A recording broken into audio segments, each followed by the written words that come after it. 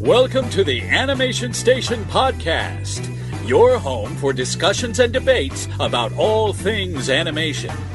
Each week, we'll rank, review, and revel in animated shows from yesterday and today, and from around the world. So grab your Acme slingshot, set your mobile suit to autopilot, and put on your mouse ears. The Animation Station Podcast begins now.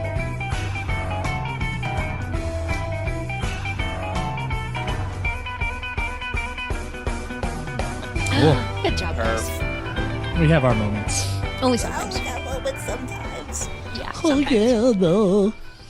Oh man! Oh guys, you won't even guess what I did this weekend. You watched a Pixar film. You by choice. No. By choice. You went to go watch Your Name again. I did not get to see Your Name again. It's already out of theaters. Oh wow, that was fast. Well, it's out here. I mean, it's gone from Oklahoma because we suck. Right. Bummer. So just 2 times dubbed and the 1 time sub. That's all I got to see. Still 3. 3 more times than what we got to see. Yeah, we haven't so seen it we yet. haven't seen it. Well, you guys live in California. You could probably still make it somewhere. Oh no. I feel like we have an AMC theater, don't we? Nope. There you go. We don't have Oh, AMC. it's United Artists. We have Never mind. Regal, United Artists. And then that's Maya. That's where I had to see the dubs was at Regal because Was AMC Regal? screwed me. What? Yeah, the first showing that we were supposed to go to, me and Gavin, it was supposed to be English, and that's what we had paid for, and that's what everything said. But then they changed the time and made it 15 minutes earlier, and then changed it to the sub. Oh. Awesome. And it was like, oh, thanks AMC, I'm gonna go to Regal from now on. Bye. Yeah, you can't just do that. Well, I mean, you can, but then you just piss off a lot of people. Well, they can add on an extra one, but they can't change the previous one. That's Right. already you already bought. There was no email notifications, no anything. Yeah, It just popped. And like I use the AMC app, so I still have the time where it shows 11:30 and then 11:05. Weird. And it's yeah. like, what? I know they add them on a lot. Like they always add extra movies, but that shouldn't affect what's already playing. That's kind of silly. Exactly. You would yeah, think. It's dumb. Yeah. But I got to play a bunch of D&D this weekend. We killed a dragon, but I did like 10 damage to it, and then I was scared the rest of the whole time, so I didn't really do much after that, which kind of sucked. See, I feel like the way I look at Dungeons and Dragons is the way that like my niece and nephews look at magic cards when I pull them out, and Your they're just nerd like cards. they call them my nerd cards. So I'm just like, yeah, I don't think any of you guys are going to be interested in learning to play. I played Brittany once, and I don't remember. and she beat me with because I had pre-made decks, so she beat me with my own deck, which was awesome because that way I knew it worked and it didn't matter the skill of the player. It was just a good deck. But she has zero interest to ever play again. This picture looks cool. Yeah. Play this one. He's He's like- like, no, you can't do that. She's I'm like, do I have that's enough just money? Stupid. She's like, do I have enough money to play this one? I was like, it's mana. And she's like, okay. Mana, money, it's the same. And I'm like, you have Can to. we bring Monopoly I'm money like, you into have to this? tap them. I'm like, you have to tap them if you're going to use them. And she just taps it like with her finger instead of turning it sideways. She's like, tap, I use this one. Tap, I use this one. I legit did that. I was like, she what was do you playing mean? poker. She was like, I'm going to check this card. She's like, hit me. Blackjack, hit me. It really, Stay. I can't remember. Like, I couldn't tell you the first thing to do. Nope, not at all. Draw a card. Draw Yeah, 7. Draw 7 cards. That's the first thing you do after you shuffle your deck. Good to know. Yep. Draw 7 cards. Yep. Okay, I know the first step. There you go. That's our nerd cred right there. Magic cards and D&D. That's pretty nerd. Yeah, Did you? I got my nerd dice. Your nerd dice? Oh, your 20-sided die. I'm almost positive I have one somewhere, but I probably use it as a life counter for Magic cards. I don't think I used it as a D&D roll. Yeah, it's one of those that I have multiple sets of dice because the dice piss me off. Oh. Like if I roll a 20, and then it's like a 1, which is awful. It's like an automatic fail. So it's like I'll roll like a 1 with it, but okay, well this is done for the night, so it's gone. So I have got like 6 pairs of dice. One of them I got so mad at that I put them all in the bag and I just threw it. And they chipped? And I think it... No, like I put everything in, all the dice in the little baggie, and I threw it, and I think it's still behind my record player at the moment. Nice. And it's been there for like 3 weeks. I just don't want to touch them because they're cursed. No, I could almost got a character killed, so I'm like, nope. So they're all gone. I could feel that. Like once it's rolled a 20, you're like, that's it. It's the only 20 it's ever gonna roll. All right, now it's time to switch out for a new die. Well, it was great because we then yesterday was National Tabletop Day. Nice. So it's like a big tabletop gaming. So like we went to this place called DZ Comics in Moore, Oklahoma. Sponsorship, but not really. But yeah, like they had everything. They had like Yu-Gi-Oh stuff. There were kids playing Magic. There were some Pokemon dudes there. We were playing D&D. There's a bunch of board games, and I actually did really well with those dice. Like those are just like random dice. I rolled 2 natural 20s. I was like, this is good. I'm doing pretty well. Got my character killed. So I was like, oh no, that's not good. So wait, failed all 3 death rolls. It's like, ooh. Are you in Oklahoma City, or where are you in Oklahoma? In beautiful, rainy Oklahoma City right now. Nice. Because I need to pull up on a map to see how far away Moore was from Oklahoma City, and it looks like it's just south. About a 30-minute drive. No. Why, you've been there? You've been to Moore, Oklahoma? No, I have been to Tulsa. Oh, you wanted to see where? Yeah, I wanted to see where gotcha. it was, because we I think we played in. I think it was like we did like Wichita, and then it was stupid because we went all the way to the west of Kansas to do Garden City, which like I still have friends that live there, and then we had to go back down to go south to go to Tulsa, and then we had to go down into like Dallas and then Austin, and then all the way down to the border at Corpus Christi, which is like close to the Mexico border, but it's like right near the coast, so it was like super muggy down there, and then we had to go back up to then go east again. Yeah, Tulsa's like an hour and a half. From where you guys are. Yeah, so it's not a fun drive. No. And it's always full of construction. Like that, like Dallas and California. Tulsa, it's just nothing but construction. That's all that is. Yeah. Get anywhere in there, like everything's blocked off. It's like, oh, if you want to take a right turn, I mean, you can, but they haven't finished the actual bridge, so you can like fly off. Cool. It takes like 20 years to finally finish something. And then once they finish that bridge, they're like, all right, so you guys want to spend another 10 years building another one and screw the access to this bridge off? Yeah, sure, why not? They're like, actually, yes. That's the only reason why we built this bridge in the first place. We would love to do these things. All right, so that was enough rambling. You guys ready to start this puppy? Let's start this puppy. Do it. Welcome to the Animation Station Podcast, episode 40. Almost last week. Whoa! I'm going through puberty, so bear with me. My 40. name is Josh, and welcome to the first episode of our AniMay series. Ooh. We have some special guests with us because Gavin is a wuss and decided he didn't like you guys enough to come on an episode.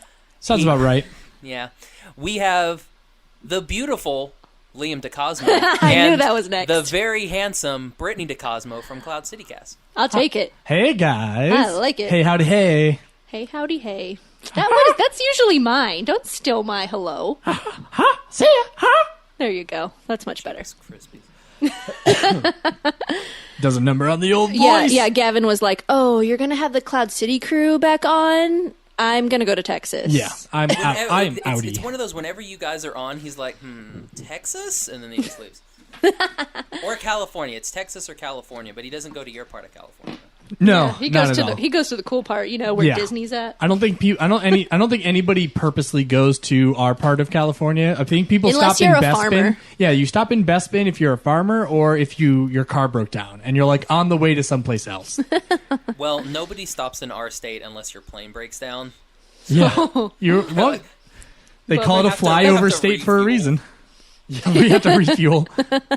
They're like, can't we just crash land in Texas? At least then there's something to go to. Unfortunately, we don't have enough fuel to make it to Texas.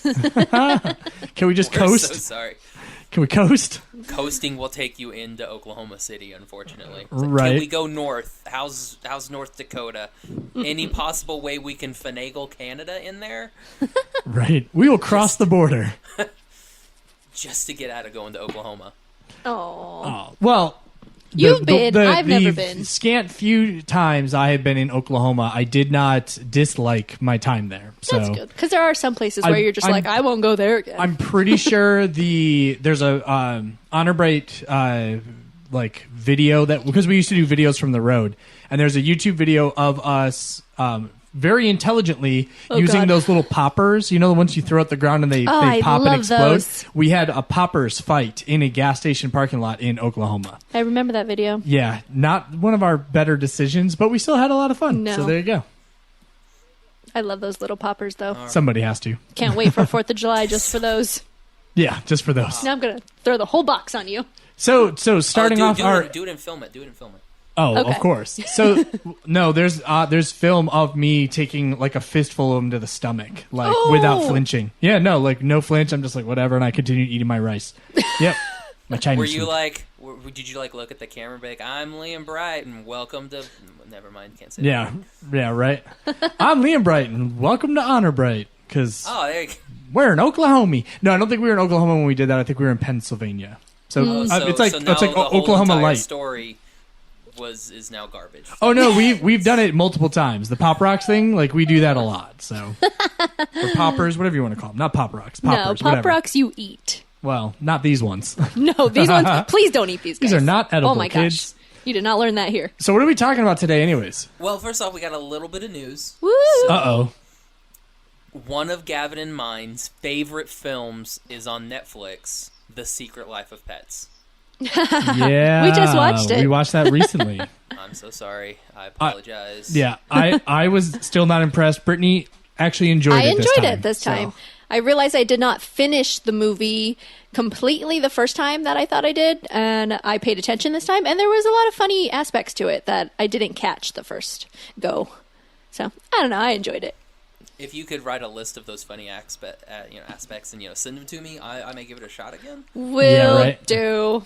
It usually has to do with Jenny Slate's character. Oh yeah, Jenny Slate's the best part of that whole entire movie. Yeah, I love the little Pomeranian. She's fun.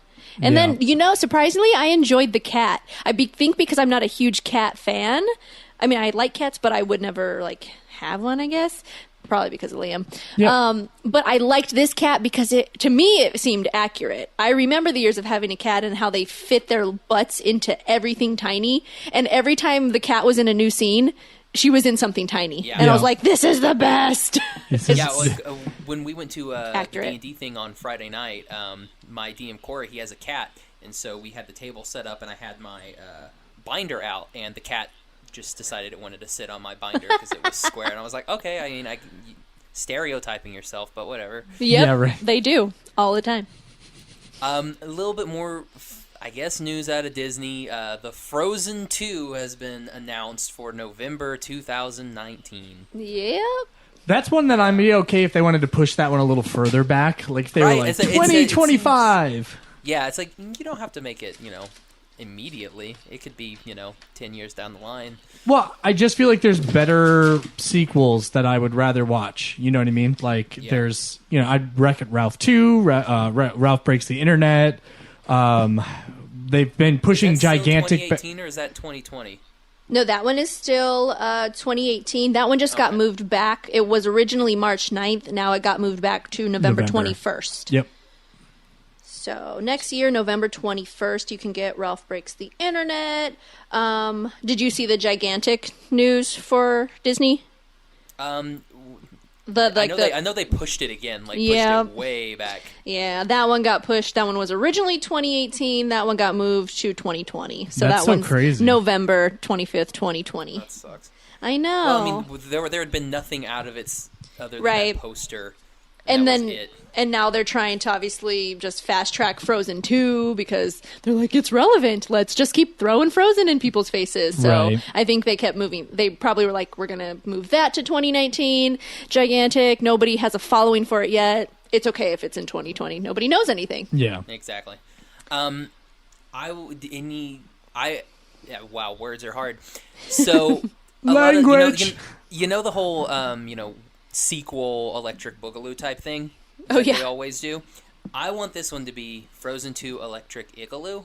I think that would be perfect. It would be the best movie ever made. I would see that just for that title. That's pretty genius, dude. It makes it's it pretty so good.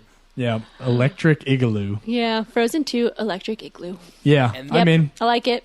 And then we got the Cars 3 trailer, which was another one. Which I thought was really good. I mean, it's starting to give a little bit more of Cruz Ramirez and Jackson Storm. But still, there's only like that one scene with Mater, so I'm fine with that. If that's the only scene with Mater, like, because that's the one they keep showing. It's like the third trailer that has shown just that one little thing where it's like, nah, I got nothing. I'm sure there will be more Mater, and then I know you'll be bummed. That's all they gotta have, and I'll be completely But I'm glad pleased. that they showed more Radiator Springs, and not too much. It still stuck to the whole, this is a Lightning McQueen-based movie. We are going to give you his story, and he's coming from hardships, and we're going to see him hopefully come back from it. And they're focusing on that. At least in the trailers they are. Yeah. So I'm pumped for that. And I know Gavin is super pumped. Yeah. Oh yeah, Gavin's super pumped. Yeah. I bet you he's walking around going, Josh, Cars. the beach ate me. Oh, I love that scene. Yep. Yep, that's my favorite part of the whole movie. Pretty much. And a little bit in anime news, GhibliFest from GKIDS is starting next month. So the first series is going to be My Neighbor Totoro. Awesome. That's going to be June 25th and 26th, followed by Kiki's Delivery Service, July 23rd and 24th. Castle in the Sky, August 27th and 28th. Nausicaa of the Valley of the Wind, September 24th and 25th. Spirited Away on October 29th and 30th. And then finally, Howl's Moving Castle, November 26th and 27th. Yeah. And those tickets are now on pre-sale so far. That's all I've heard. Now, I know that AMC stuff goes on sale this week. They may have some sort of special giveaway. I think if you get your tickets at Cinemark, you get a free poster with your pre-order stuff. And it's like they're doing all of the movies for $60. So you can go see, any show. Like, it's a Sunday and Monday the whole entire time. Sunday is the English dub, and Monday is the Japanese subtitle. So if you basically can see all of the movies, but you have to pick either Monday or Tuesday to actually go and watch them, or Sunday or Monday to actually go and watch them. But you get all the movies, so it's not a bad price, $60. I love all of those movies. I'm just one of those people that, since there's so many new movies that are still coming out, and we have to figure out time for either sitters or if we can afford every single movie plus movies we already own and watch them again. It's always hard for us because then we have to think about, okay, can we afford to go see this movie again in theaters? I mean, even though we probably didn't see it in theaters the first time, right? But we can watch it any day, right? So, but I would definitely do. Honestly, I think this sounds great because with Nausicaa, The Valley of the Wind, and Castle in the Sky, those two aren't like my favorites, but I love Totoro, I love Kiki's, I love Howl's. I mean, that's my favorite. And then Spirited Away, I love that one as well. So even if it's like 4 out of the 6, I would still definitely pay $60, and the first 5,000 passes get a decommissioned 35mm Spirited Away film cell. Oh, that's pretty cool. Well, unfortunately, that expires. I mean, that's already expired, so you can't get that anymore. Darn, that would have been the only. Kind of sucks. That would have been the only one we could have done. That ended April 30th. Oh, gotcha. Just ended. Yes, and that would have been the only one because we have Regal. We don't have Cinemark. Oh, it says it's valid until May 31st while supplies last. I think that's a different one. Isn't that a different one? Oh. This is through a different... Oh, I thought it was through a different No, I clicked place. on the... Oh, really? Oh, it is Regal. Yeah, it says Regal. Oh, cool. There we go. Bespin, Edwards, Fresno, Cinema, 22, and IMAX. And that's where we go to see movies. So there you go. Perfect. Yeah, I think it's Maybe totally they worth extended it. Lied to me. But yeah, look at the cell was the only thing I wanted. I was also waiting a little bit until AMC announced what they were doing. Gotcha. Because, I mean, the Regal it's farther away. Like, the closest Regal is in Norman. So that's about a 30-45 minute drive. Oh, gosh.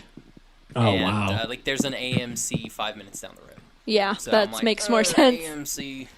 Well, I'm gonna say this is totally worth it, and especially with Howl's Moving Castle coming for your the birthday. 26th and the 27th, right before my birthday. It's completely worth it. That's Thanksgiving weekend. Yeah, Awesome. that's awesome. Or week. Thanksgiving week. Yeah, because you said these are Mondays and Tuesdays.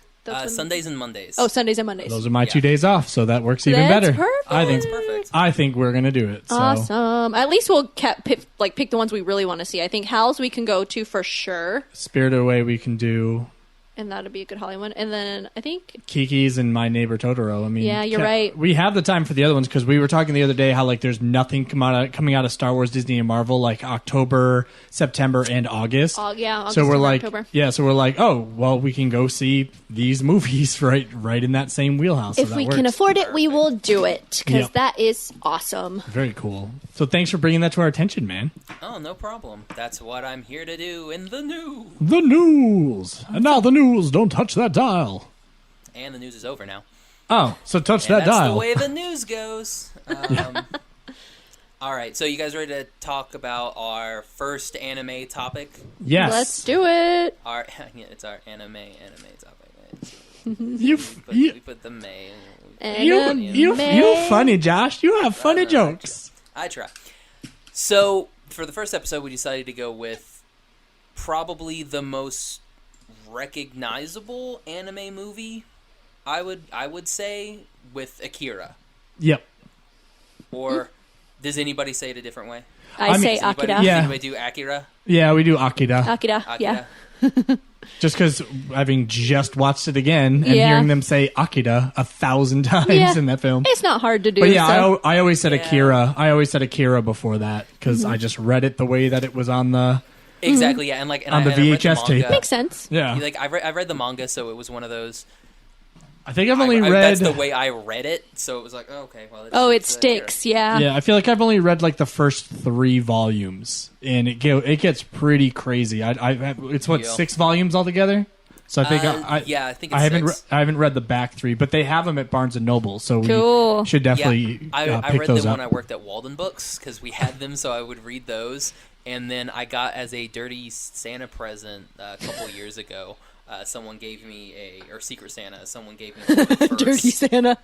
Yeah, a Dirty Santa. I was like, this is mine. I got it as a Secret Santa thing, so I was like, oh, cool, sweet. I'll take this and read the first one, and then not go buy the rest of them because they're freaking huge. Yeah, it's a Bible, man. It's really intense. Each one. I read it each one is like this. Oh, wow. It's like incredibly thick. I read it when I was working at Altered States, which was a comic book shop in Syracuse. And there were 3 locations, and one of the locations was inside a mall that we have that's completely dead. And we were over in like the Sears corner, so there was nothing going on because anybody that was going to go to Sears came in through the external exit. They weren't walking through the mall to get to Sears. So it was a complete just graveyard over there. So I would just sit at the counter and I'd be like, oh, what do I want to read today?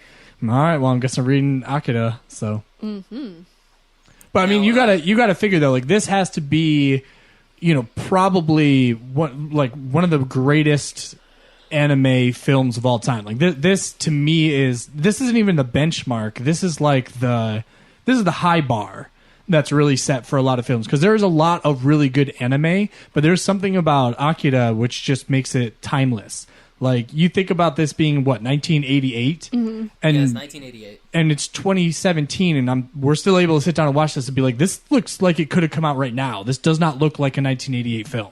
But it does feel like the 80s, though. And I think that's what also makes it timeless, enjoyable. Yeah, because it's that cyberpunk. It feels like the 80s set in the future. Yeah. Weird. I don't know. Yeah.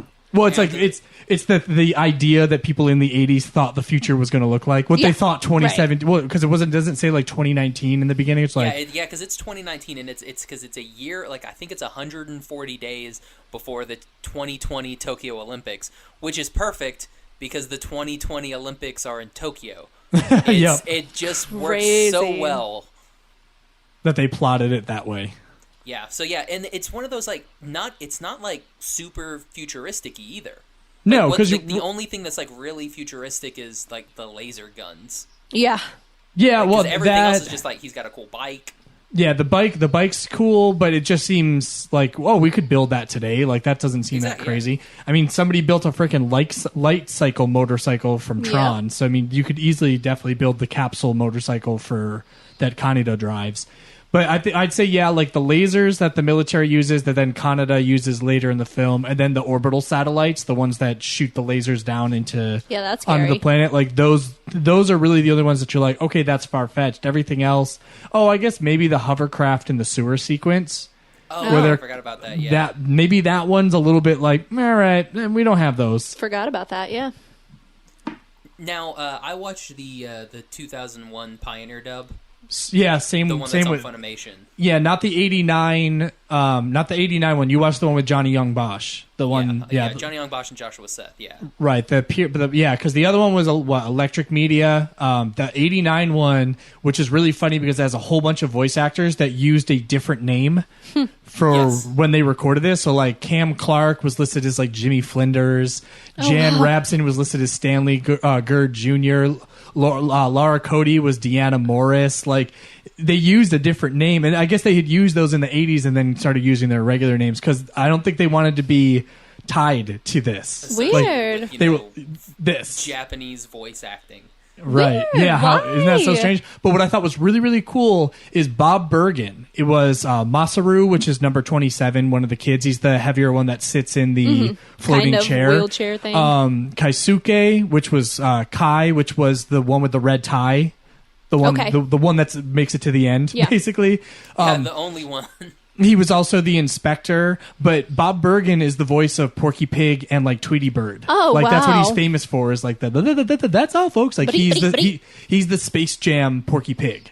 Interesting. Yeah, so I always think that's really cool that Bob Bergen was a part of this. Did the 89 version of the overdub, which I have awesome. heard this one before. I feel like this is the one that I have on VHS. Okay, but the one I prefer is definitely the 2001.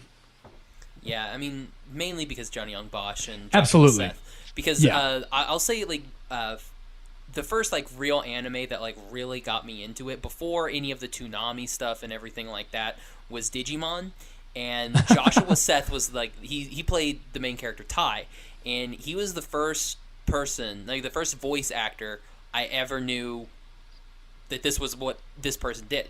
Like, this was a voice actor. Because his name was Josh. And so I was like, oh, Joshua Seth, that's cool. Like, that's my favorite character, and it's voiced by a dude named Josh. And then I started, finding him in other stuff.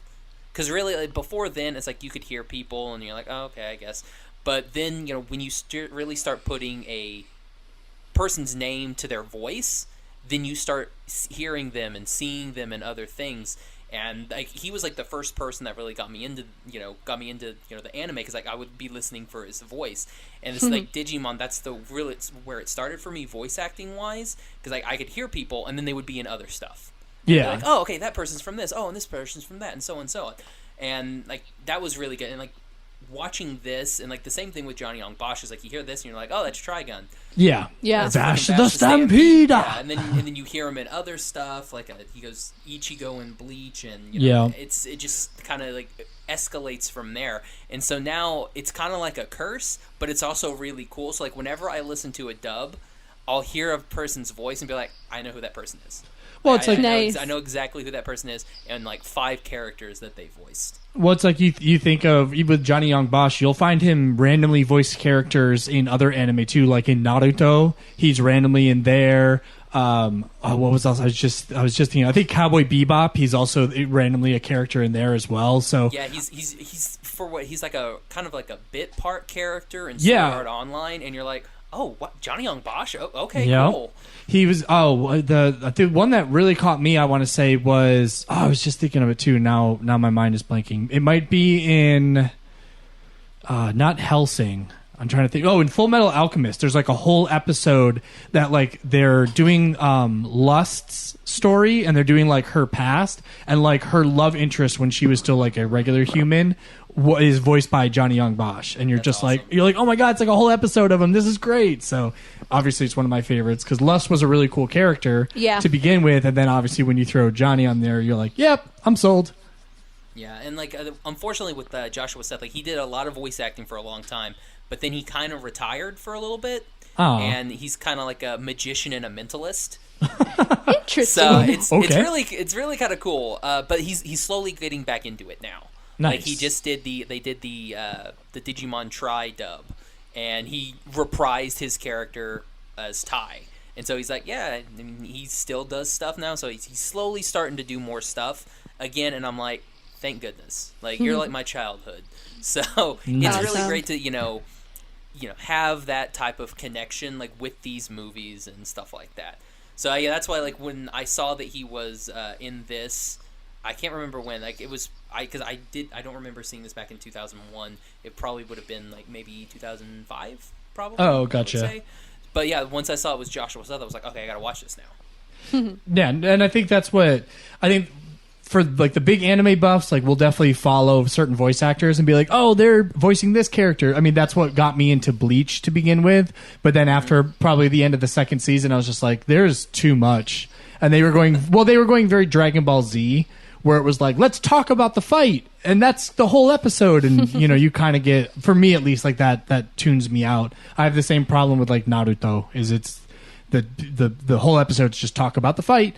So I think that's for most of the series that I enjoy are ones that are concrete. Like, here's your start, here's your finish. Like, maybe it's 26 episodes and that's it, or 13 episodes, or like when you got me turned on to Erased, I was like, oh wow, there's only like 8 episodes. Like, this is perfect, and then you're done.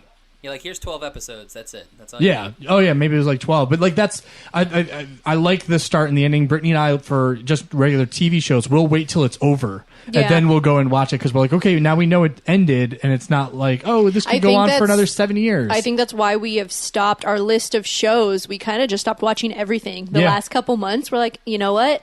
We don't have the time. Why are we cramming it in and staying up super late when we don't have that time? So we might as well just wait till it ends in a month, which all the shows I think are finally ended at this point. So we have the summer to go and catch up on all the shows. Yeah. So you just have to be careful with your social media and be like, that guy died. Dang. The social media kills it. So I mean, that's why I have to do Attack on Titan. Like, when it comes out. And if I can't catch it on like the Saturday night it comes out, it has to be that Sunday morning, or else I can't be on social media. Right. Because like it's gonna be totally ruined for me. Yeah, I think that's why I stay away same from thing with Twitter. The Walking Dead and Twitter, Gotham and Game of Thrones. It's one of those, you can't be on anything. True. So or else true. It's done.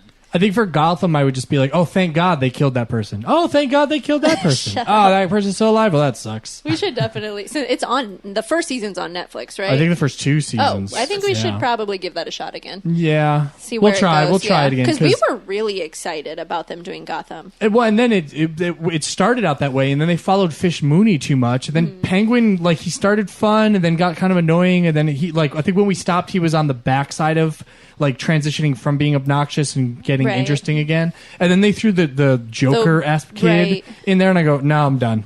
Nope, I don't want to watch it. Maybe this is like the downtime that we stopped, and then it'll probably get better. Yeah, maybe. People still love it. So. Well, that, and sometimes you have to be like in the right mindset. So like when you sit down, you're like, yes, I want to watch that. Yes. So Josh, what you were saying for this one, so it was definitely Joshua Seth that kind of like helped bring you in, but like you were already a pretty big anime fan before even watching this film, right?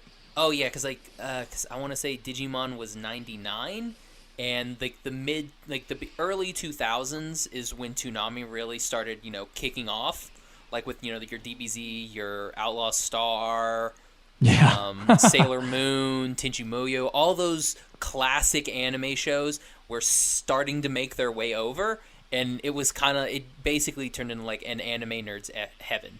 Yeah, no, I remember that because I feel like that's what. Because in the time that it took me to, let's see, I was working at the comic book shop. I had a couple guys that were like, "Oh my God, you haven't seen any of these?" Like, I had already seen some anime, so they were like, "All right, we know you like anime, but these are the classics, or these are the must-watch series right now that you have to see." So I remember watching Trigun. I remember watching like Blood the Last Vampire and Ninja Scroll and Ghost in the Shell, obviously AKIRA, but we watched the 89 because they were purists and were like, well, originally we watched the subtitle say, if version. They were purists, they were like, no, you can only watch it in Japanese. They were like, yeah, everything was subtitled. We didn't watch anything that was overdubbed. And then they were like, well, if you want to watch a dubbed version, here's the 89, because this was like 2002, 2003.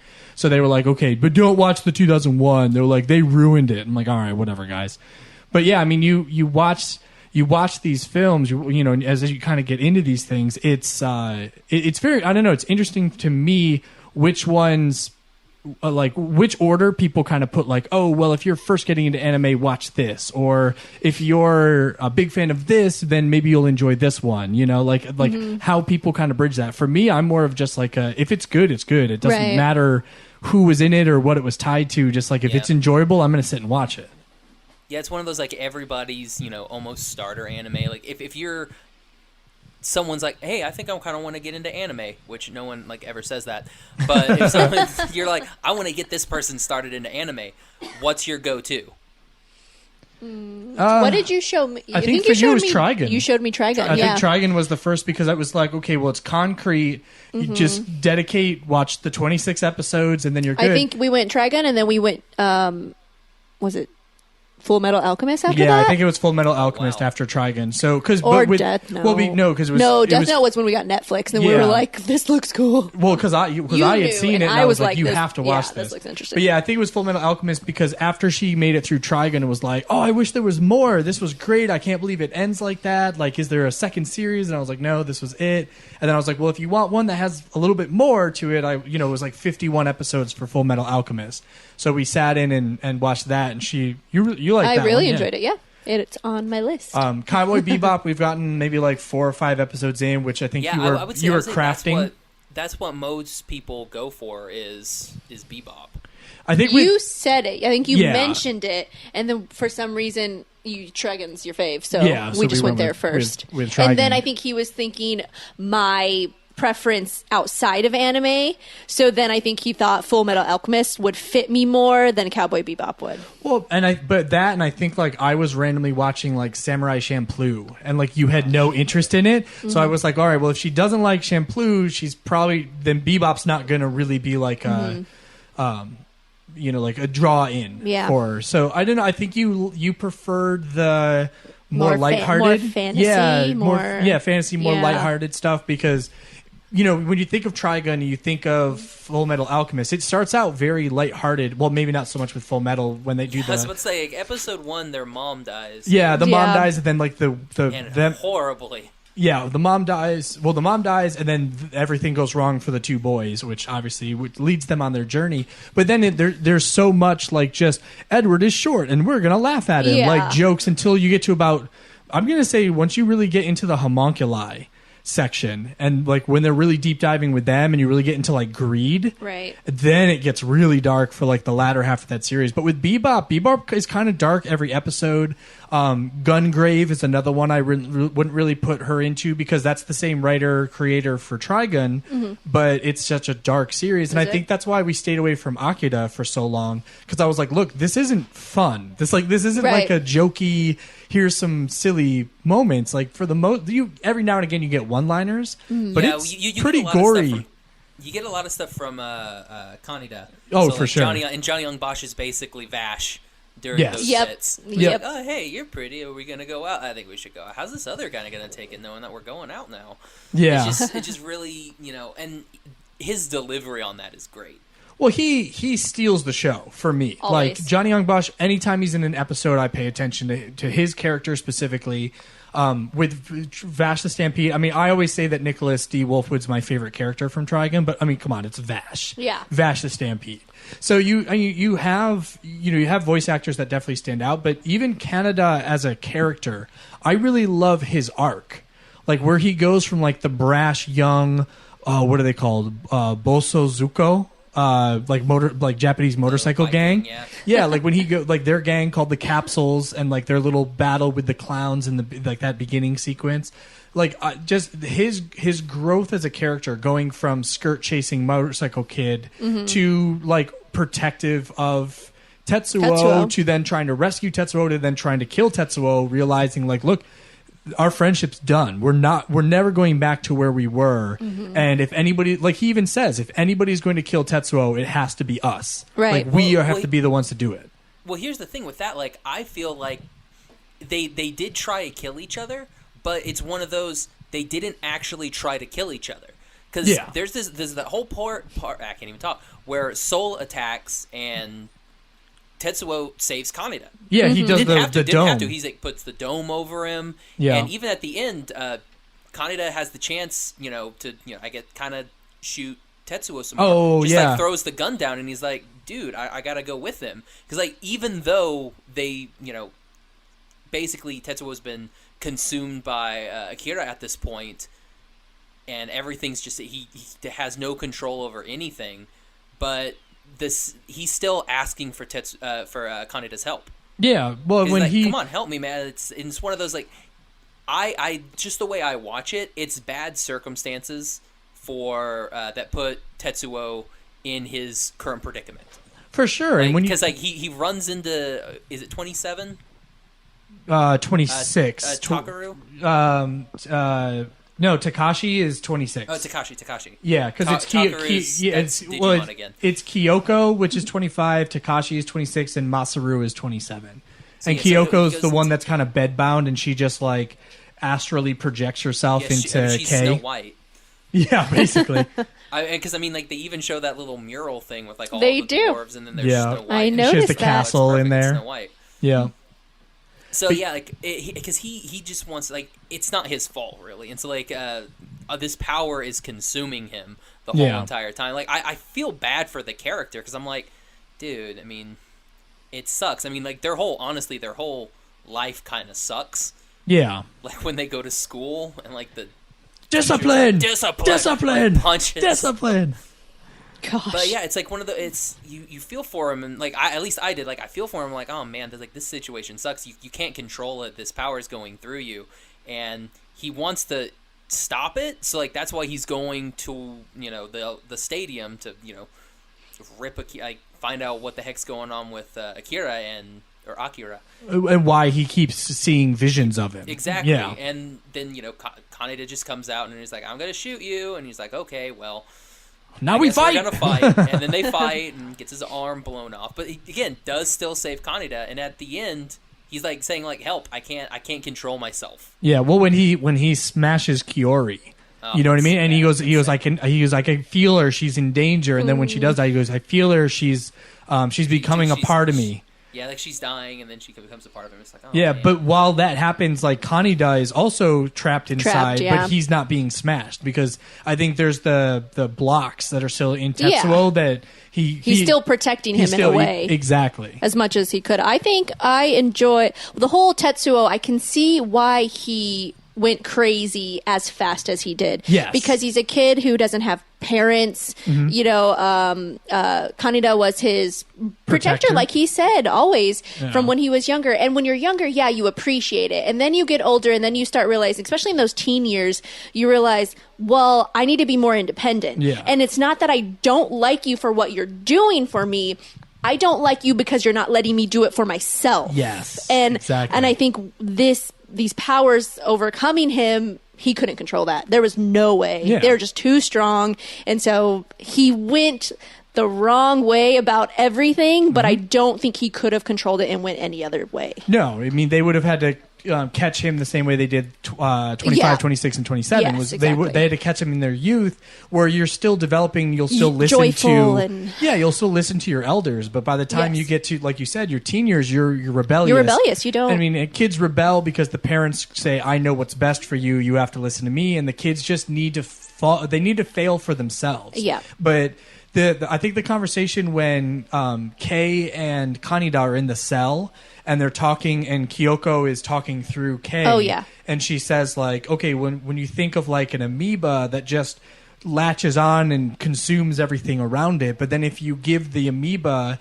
maybe like the intelligence of a creature the next step above, bigger, how is an amoeba going to react to that? It doesn't know to hold back. It only knows to keep doing what it's doing, but now at an accelerated rate. Yes, exactly. Like, you know, a dog is a dog, a cat is a cat, but when you give a dog or a cat like a human's mentality, you know, it's going to be a drastically different creature. And how does that creature cope with itself, and how do the creatures that are on its original level cope with the fact that now this creature is above anything that they could completely understand? And like with the scientist, I always forget his name, but for him, like, or Dr. Onishi, when he, like, the fact that he tries to hide from the colonel the fact that Tetsuo's power is reminiscent of Akira is like because he goes, I can't fathom this power, and I need to understand how to harness it.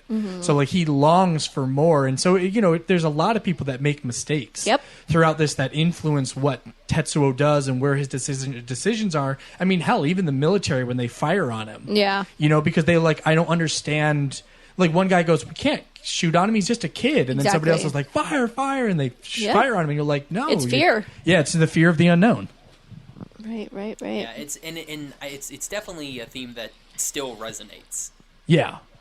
And I think that's why it has the longevity that it's had, is because people can still identify with this. Like the story itself is people can latch onto it. And I know like for Brittany, this was your first time really watching it, so you had some questions, but I know the next time you go back and watch it, you're going to be like, oh my god.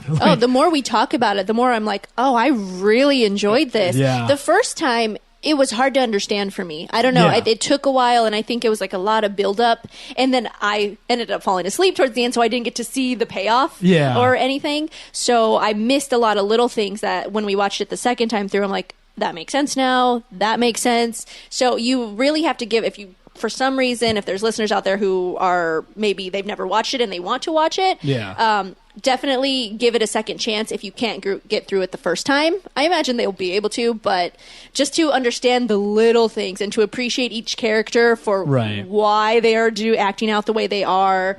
I don't know. I definitely enjoyed it way more this time. And I think what makes it easier to understand is if you focus on the relationship between Tetsuo and Kaneda, more than like Kei's relationship with Ryu, and like if you don't focus so much on like the government corruption, it's an interesting subplot, but it doesn't really impact. That's the definitely not my favorite part of the. It's distracting. You get a lot of that in the manga, which I'm glad that they kind of minimized it. Exactly. Minimize it in the movie because it's there, and you're like, okay, yeah, well, these characters have more of a role, but it doesn't really matter. Well, what was it? Nezu is the corrupt politician guy he's trying to play both sides, like the council, the board, as well as like Ryu and like the resistance members.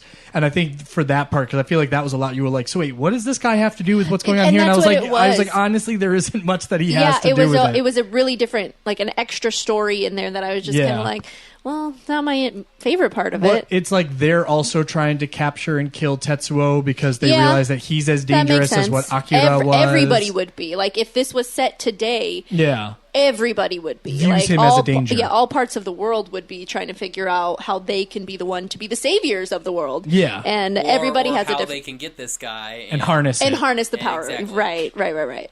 So, I think we talked about it, the fact that it is a lot like the movie Chronicle. Yes. And we really liked that movie. Yeah, which Josh... that's really good. Yeah, that's a really good comparison. Well, Josh Tranke had even said that he was heavily influenced by Akira when he was like writing and developing the movie Chronicle. When you really think about the I can't think of the character's name, but the one that turns bad, you think about his family circumstances and even like the circumstances around school and it's like just bad everywhere. Yeah, like Anthony, or what's his name? The one that's played Human Torch in the Michael B. Anthony.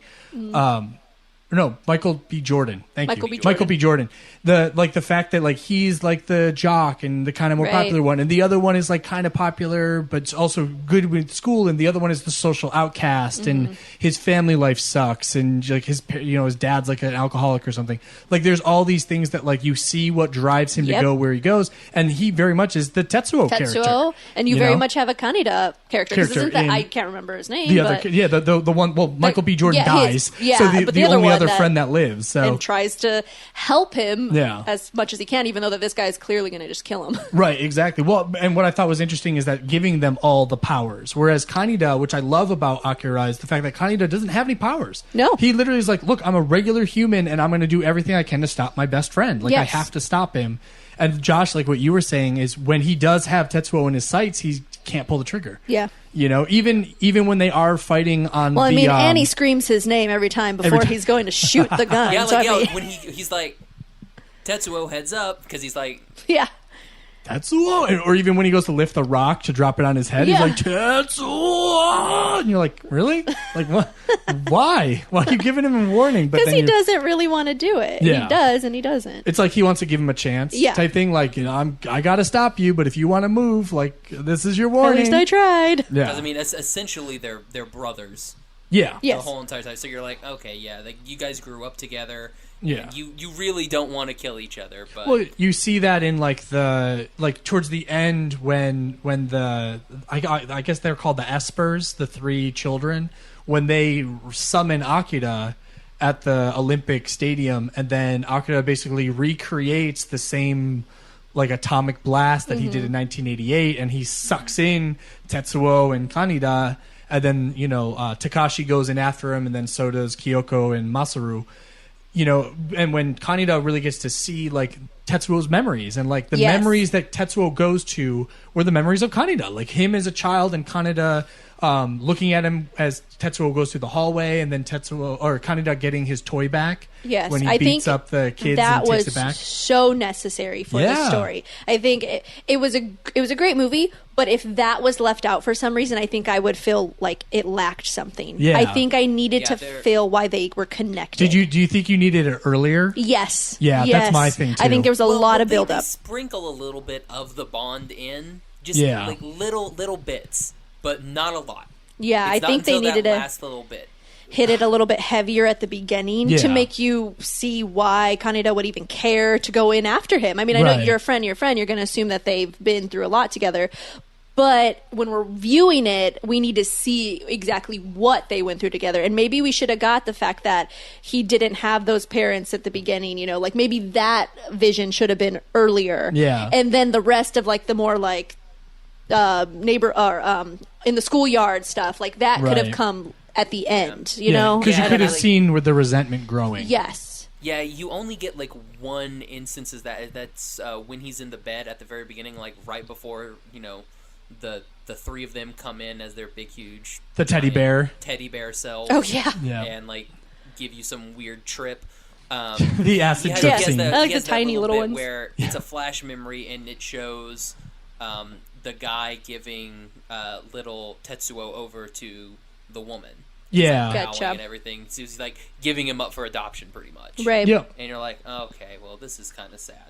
So you automatically kind of get a little bit, but again, it's like 5 seconds and then you don't have anything else for a while. And then craziness just ensues. Yeah. Well, because you hear it in the end where they say that when Tetsuo is walking with the teacher or whatever through the hallway or the orphanage or whatever it's supposed to be, and you see Kaneda standing in the doorway looking at him, you hear kids in the background say something along the lines of like, oh, his parents gave him up.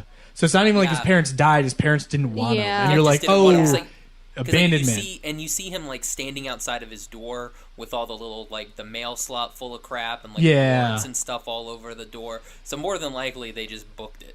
Yeah. Oh yeah, and just left him. So you're like, you kind of, I think more of that interspersed with like, like maybe the times where Tetsuo is kind of sitting on his own, or when he leaves, when he steals Kaneda's bike with Kiori. Like if we had seen more of it then, and you could have been like, oh, I get why Tetsuo is resentful towards Kaneda, because he's been resentful towards everyone, and Kaneda kind of is the embodiment of what Tetsuo wants to be. Right. Like he's the gang leader, and he kind of throws things at Tetsuo, like kind of like, oh, you can't handle yourself, I gotta bail you out again. Right. And even some of the other guys, like is it Yamagata says to him, like when Tetsuo crashes his bike in the early chase sequence, and he goes by and he was like, come on Tetsuo, get it together, or something like that. And you're like, oh, I get it. Like everybody kind of craps on him a little bit. Yep. Yeah, it definitely watch it a couple times, because then once you get the overall dynamic of their relationship, and then you watch it again, you're like, okay, now it kind of everything pieces itself together. For sure. So with this one, was there a character or like an arc that really stood out for you, Josh? Was there one that you were kind of like, well, yeah, this is the one that I identify with the most, like the character that I enjoyed the most? I I enjoyed Tetsuo the most. Yeah. Because you can understand and you can kind of feel, because I think we all kind of have that sometimes, like at least that mentality of, I want to be better than this guy. Like, why does all this, stuff kind of happen to me? Right. Like, I'm just as good as this other guy. If only I had something a little bit more, then maybe I could be this guy. And that's what he just wants. He just wants something a little bit more. And because obviously Kaneda, he's maybe more handsome. He's got all the girls. He's got the bike gang, everything. He's got this dope bike. And Tetsuo's got this little, kind of like, I don't know, Suzuki or whatever it is. And it's like one of the... And, like, he's got a girl, but, I mean, obviously she's not the most attractive of girls. Right. But it's like, oh, hey, at least he got something, bro. Yeah. Exactly. No, but it's almost like a pity. It's kind of like if only he could have, seen what he had. Yeah. And he doesn't really see and grasp what he has until it's too late. Mm-hmm. Yeah. And you feel for him, you're like, oh, man, if you just knew what you had. And then... Yeah, it's the whole grass is greener thing. Yeah. It Exactly. always... What about for you, BMO? Okay, I think I like Kaneda. He's just the fact that his friend, is going through craziness and he has no idea what the heck's happening, but he's still, and there's multiple times where he's like showing that he doesn't want his help.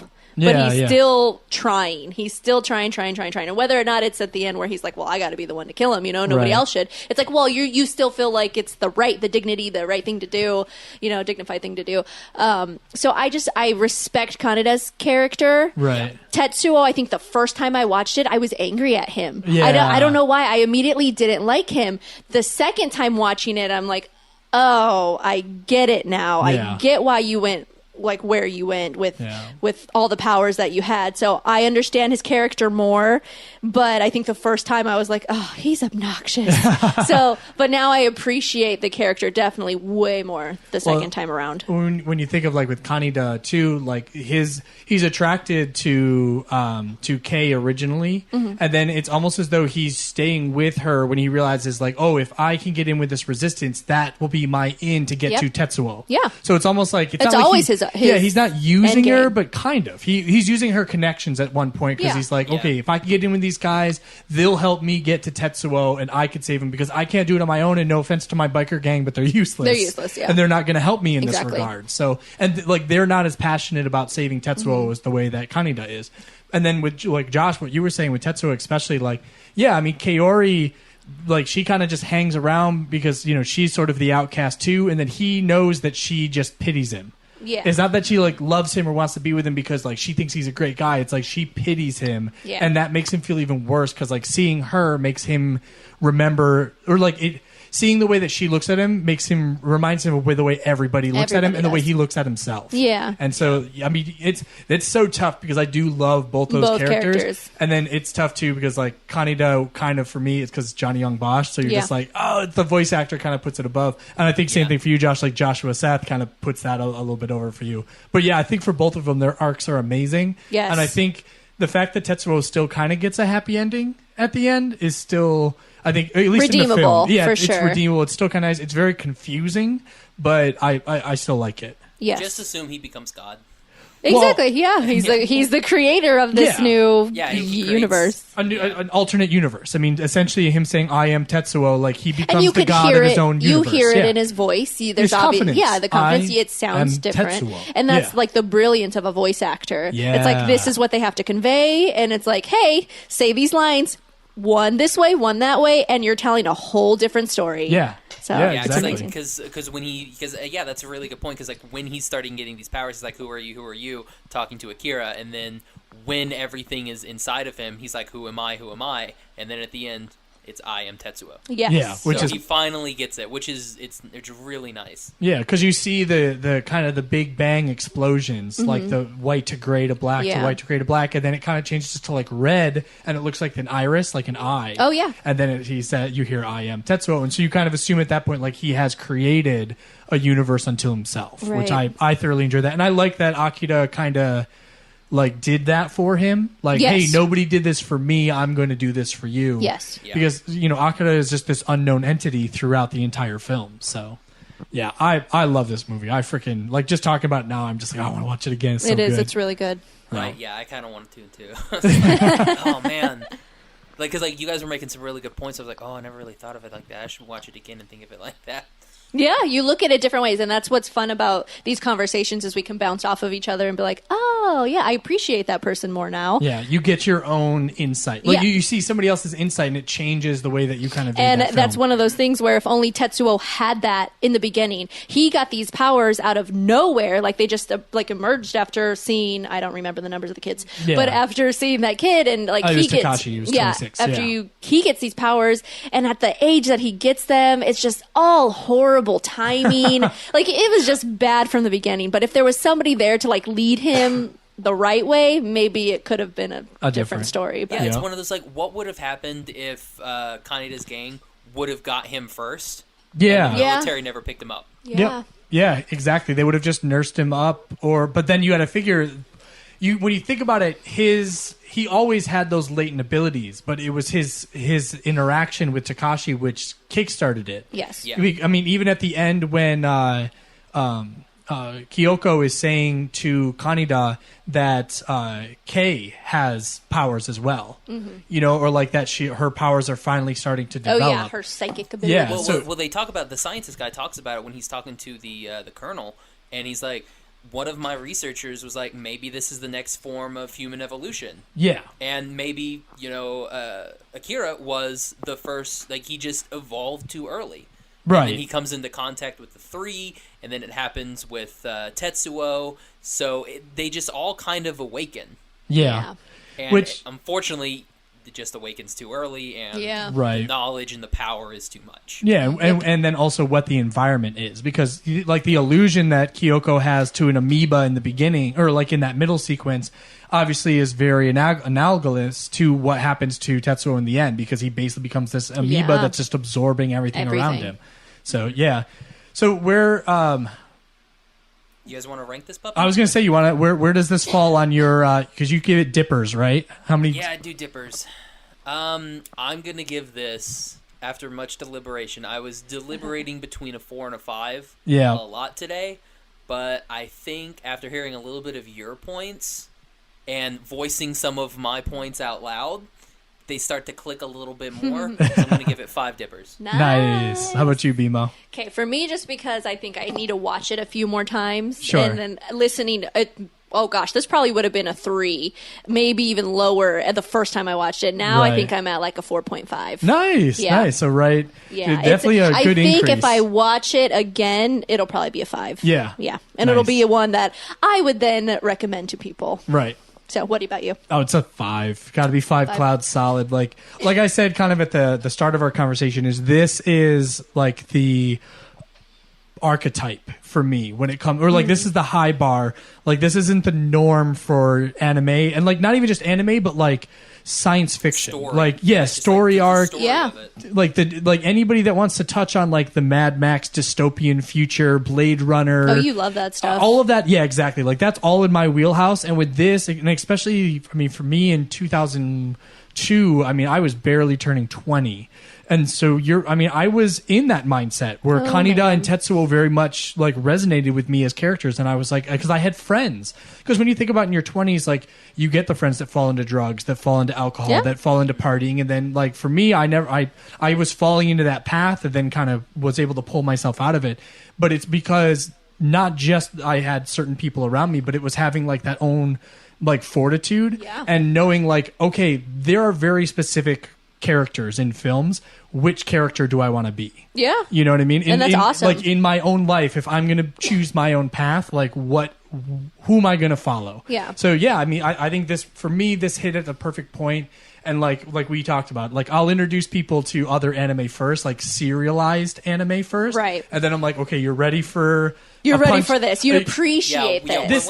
Once you've done your time, you get ready for Akira. And this isn't even just like a punch or a kick to the chest. This is like Fist of the North Star, like punch to the chest. Like your body's going to explode after watching this. Like this is perfect. So yeah, for me, solid 5. Awesome. Nice. All right, we've got a very special anime top 10 of our favorite anime series / franchises. Nice. All right, so are you guys ready for this? I'm so ready for this. All right, let's do it. And now for another top 5. All right, so This was hard. Yeah. It was this was very not hard. This was impossible, dude. Like, it was. First off, just trying to think of all the ones that could even be considered for a top 10. Because I mean, obviously, there's a ton of anime that I've watched that I was like, meh, not gonna throw that one on the list. But then it's trying to whittle it down to the anime that you're like, okay, which ones would even be in the conversation, and then trying to take those and eliminate it down to a top 10. Which I'll be honest, the top 10 I have right now may change like a month from now. You know what I mean? Like it's yeah. It's just which ones you're in the mood for. So top 10s, it's like a river. It's always flowing. Things can change. And I know we had talked in text that I was going to try and keep it to 5 honorable mentions. I think I've got 8 on there, and that's because I had to cut it off. Yeah. Yep. I was like, I can't, because I was like, I could start putting some just other stuff in here that I really, really enjoy. But I was like, no, can't do it.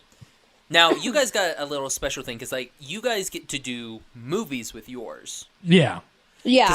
Because I decided to do like series and franchise, just because I was like, that'll be good for you, because I know me and Gavin, I think our last episode in anime is going to be our favorite anime movies. Oh, perfect. So that's why I was like, I'll keep those there. So Gotcha. that way I can focus more on series. Yeah, and see, for me, I have not watched nowhere near. I wouldn't even see a fraction of how many you guys have watched, and I just know that from talking to you guys. So I don't even know how many you guys have watched, but I know that. So I had to add in movies. And then, of course, when I added in movies, Ghibli is my favorite thing ever, right, other than Disney. So then my list became a Ghibli list. Right.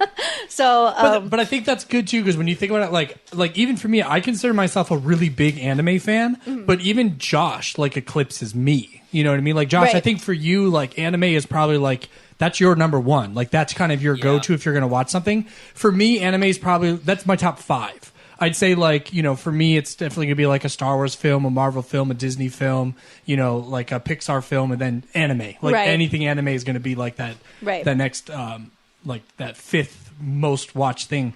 So, yeah, there's definitely going to be a bunch, I'm sure, because in previous episodes we've done with you, there's been anime you've mentioned that I'm like, oh, I don't even know what that is. Like, especially the ones where the title is only in Japanese. Like, they don't have an American equivalence of what that title is. Then you're like, oh, yeah, no, I probably haven't seen that one.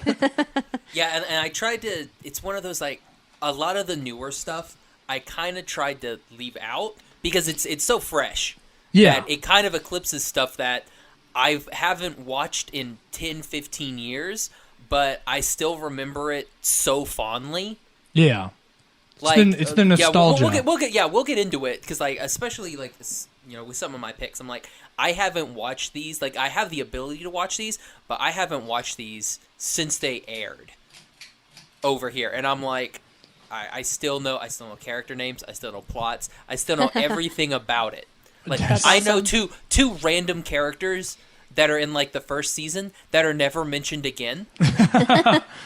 See, that's what's and cool then about I'm just like, you guys. I know exactly who those people are. You guys retain this till knowledge crazily. Like, you guys can remember everything from all the movies you've seen. My brain just does not work that way, man. Like, when I became a mother and, like, half of the stuff that I knew, like, just got erased. And I'm like, oh, I used to know the lyrics to this song. What happened? It's because Remy takes it with you when it comes out. Took it all. So now Remy's going to randomly know character names, so she's going to be like, you've never seen that. And be like, that's my favorite. But I feel as though I have. Once. A long time ago. All right, that makes more sense then. Remy's just going to be walking around and be like, I'm Inigo Montoya. And you're like, what the heck? You haven't seen that movie? You haven't seen this? Yep. How funny. And he keeps telling me I killed his father, and I'm like, I am your father. That'd be hilarious. All right, so which one of you guys wants to start?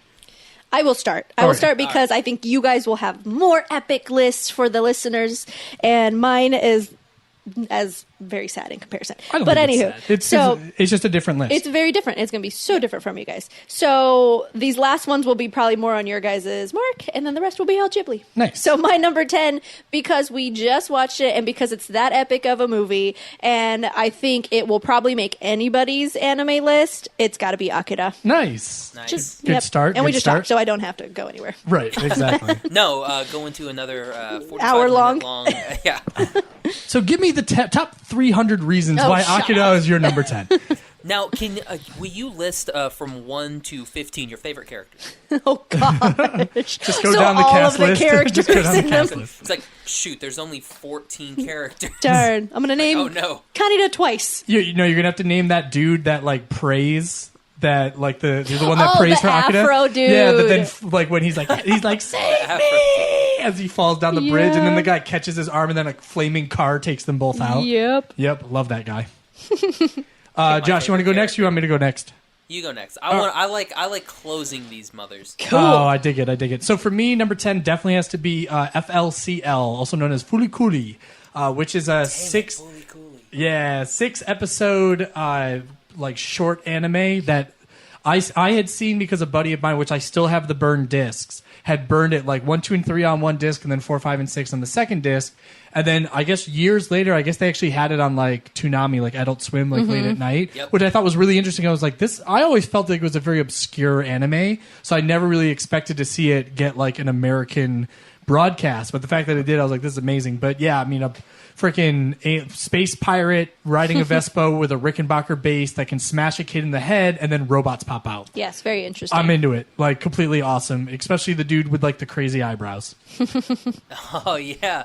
The director or the head of the whatever secret organization that is. Agent of S.H.I.E.L.D., whatever he's supposed to be. Yeah. And the fact that like the whole premise is they're... Medical Mechanica? Yeah, Medical Mechanica. But the whole idea... Well, no, he's against Medical Mechanica because their whole premise is they're going to take the giant irons and they're going to smooth out the wrinkles of everyone's brain so that we all think the same way. And I'm like... But they literally take like metaphors and make them real. in that arc. So yeah, if you guys want something real quick and painless, well, not for the main boy, but yeah, definitely FLCL. Oh. Poor Naota. There you go, Naota. Nothing's ever good for him. Nope. All right, so for my number 10, it's a little bit more recent. I went with the Fate series. Oh, okay. So like, Fate Stay Night, Fate Zero, Fate Unlimited, like Unlimited Blade Works. They have Fate Zero on Netflix. Cool. So, Fate Zero is fantastic. It looks good, like that and like Psycho Pass. Like there's a couple animes that are in there that one looks interesting. When you read the description, you're like, okay, it's on my list. And a picture usually pulls me in. So if the picture looks cool, I'll watch it. Yeah, she's like, oh, is that an androgynous boy? I'm good. I definitely would like that. Oh, then Black Butler. Oh God, no! We watched the first episode of that. That was weird. I don't remember. Oh, it's the best. That's a weird one. Throwing people in the fire. Okay. But he's simply one hell of a butler. So nice. I don't remember. Well played. So Nicely played. I love the Fate series. It's so good. Is there one that stands out above the other ones? Oh man, Fate Stay Night Unlimited Blade Work. Well, because the thing is, like, it's based off of a computer game. So you have Fate Stay Night, which is one route that your character can take. So it's like the Saber route. And then in Unlimited Blade Works, it's the Rin route. So it's which character is your, like, which person is your character going to get with? Is he going to get with his companion Saber, or is he going to get with Rin? Gotcha. And so that's basically what that... And then they have another one that's coming out, which I think comes out this year, which is Grand Order. And I think in this one, because Saber, who's our, like, the main champion, it's King Arthur, but it's kind of like a Joan of Arc type thing, where Arthur is like Artoria. Oh, gotcha. So it's really kind of cool. So it's like, oh yeah, King Arthur was a girl this whole entire time. Well, that actually sounds really cool. So that'll probably be one we'll have to check out. Nice. So B, back to you. Start with Fate. Start with Fate Zero because there's a lot of backstory that you need. Oh, good. Fate Zero. Gotcha. And it's accessible. Yeah, and that's the most accessible of all of them. So there you go. Perfect. Oh, okay. So number 9. This was also a recent one that I watched, and Liam was like, I think you're really going to like this. And he was right. Yeah. So Vampire Hunter D has to go on there because I enjoyed it.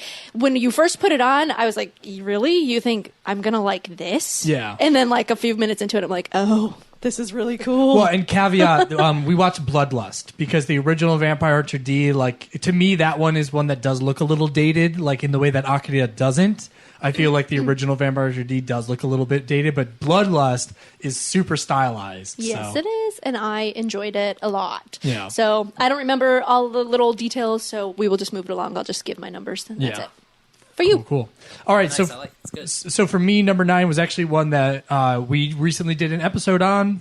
I did an episode with Animation Station on, was Death Note. Cool. If you guys want it more in depth, go back and listen. I think it was episode 37.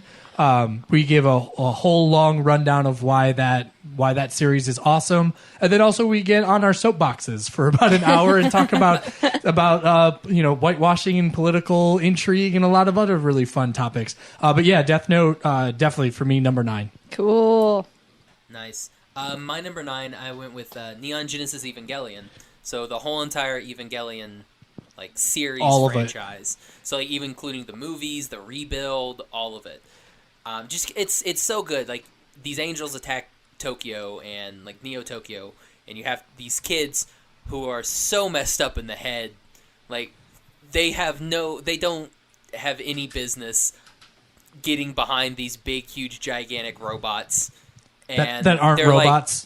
Exactly, yeah, that are living creatures that they just kind of slapped some armor on, and you're like, okay, well, get in this thing, it'll be fun. Yeah. That one's definitely an honorable mention for me because it's so exhausting to go through and try to watch that series. So it's not one that I've returned to often, but it's one that every now and again I'm like, it's time. It's been enough years. I got to go back. It's one of those if you just watch it and you're like, okay, this is really good. Yeah, this is good. I mean, yeah, you kind of feel for Shinji. Yeah. You're also kind of getting the robot, but until you get to the last little bits when he's losing his mind pretty much, and Ray turns everybody into orange goo, and you're like, oh wow, what this got trippy. Yeah. And, the whole thing's in Shinji's mind at the end, and they're like, yay, you're not depressed anymore or whatever. And you're like, wow, that's the way we're gonna end this series. Okay, you got it, guys. Yeah, no, that's true. It's a lot, but no, that's a good pick, man. All right, Bimo, you number 8. Number 8. So this one is one of the first ones I've ever watched, Full Metal Alchemist. So had to put this on there because just the idea of alchemy, it's a hard concept to even grasp. Must be why we don't use it or can't because I don't know, it's just insane to me.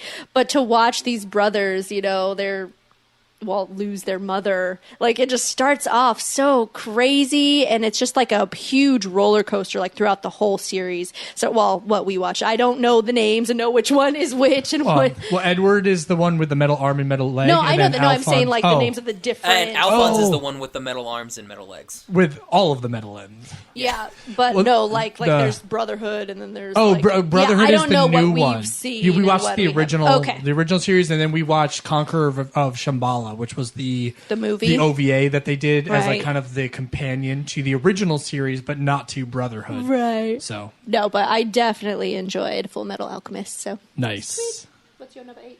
Oh, okay, so for me, number 8, this one I actually had to flip-flop with my number 7 because I actually decided I liked the one that now is number 7 more than number 8. Number 8 is Hellsing. Ooh. Nice. Yes, such a fun anime series. I love Crispin Freeman, who is the voice of Alucard, which is Dracula backwards. But he's basically a centuries-old vampire that is in the service to the Hellsing organization, and they basically use him to fight other supernatural beings and demonic beasts and whatnot. And he basically is a vampire purist that every other vampire is an abomination, and he is the only one that really needs to exist. So he delights in killing other vampires, and you see that in the very first episode is very, very cool. And then obviously his interaction and his tutelage to Victoria is so much fun. But yeah, it's just a brilliant series. I want to say the first series was only 13 episodes. They did a remix of it, which was more closely supposed to resemble the manga, like they did with Full Metal Alchemist, where Brotherhood is a 1-for-1 with the manga. Yes. Whereas the original Hellsing, the original Full Metal Alchemist, was it started out mirroring it and then diverged off to its own storyline. Yeah. But yeah, that's one that you and I will definitely have to sit down and watch very soon. Nice. My number 8, I went with the Full Metal Alchemist series. Nice. Yeah. That's cool. But it's one of those I really liked the first series until the end started happening. Then I'm like, okay, this is a little bit weird. But then Brotherhood came out, and I just sat through all of Brotherhood. I got my friend in the Brotherhood. Like, that was, like, the first anime series that he actually bought. So, just because, like, we had watched a lot, and he was leaving, because, like, I saved a bunch of them on the DVR, and he had to go back somewhere. He was visiting, and we watched, like, 10 episodes. Then, like, he was like, oh, I gotta know how it ends, so he went on Amazon and, like, got the rest of the series. It was great. That's so cool. Yeah, it's... I love that show, mainly because of one character, Mr. Maze Hughes. Yay! May he rest in peace. Yeah, no, Maze Hughes is the greatest character, and they had to kill him. They killed him twice. I didn't think they could make it worse than they did with the whole "why are they burying Daddy" bit in the first series, and I was like, oh man. God, yeah. And then in the second series, when he's in the phone booth and like. He pulls he gets the picture, and he's like, goodbye. And I'm like, oh, God, no, not again. Well, that, and, like, have you seen Conqueror of Shambhala?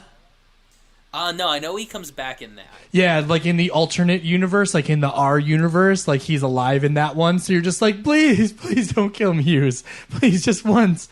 Or Maze, just keep him alive this time. He needs to live. He has a daughter. Yeah.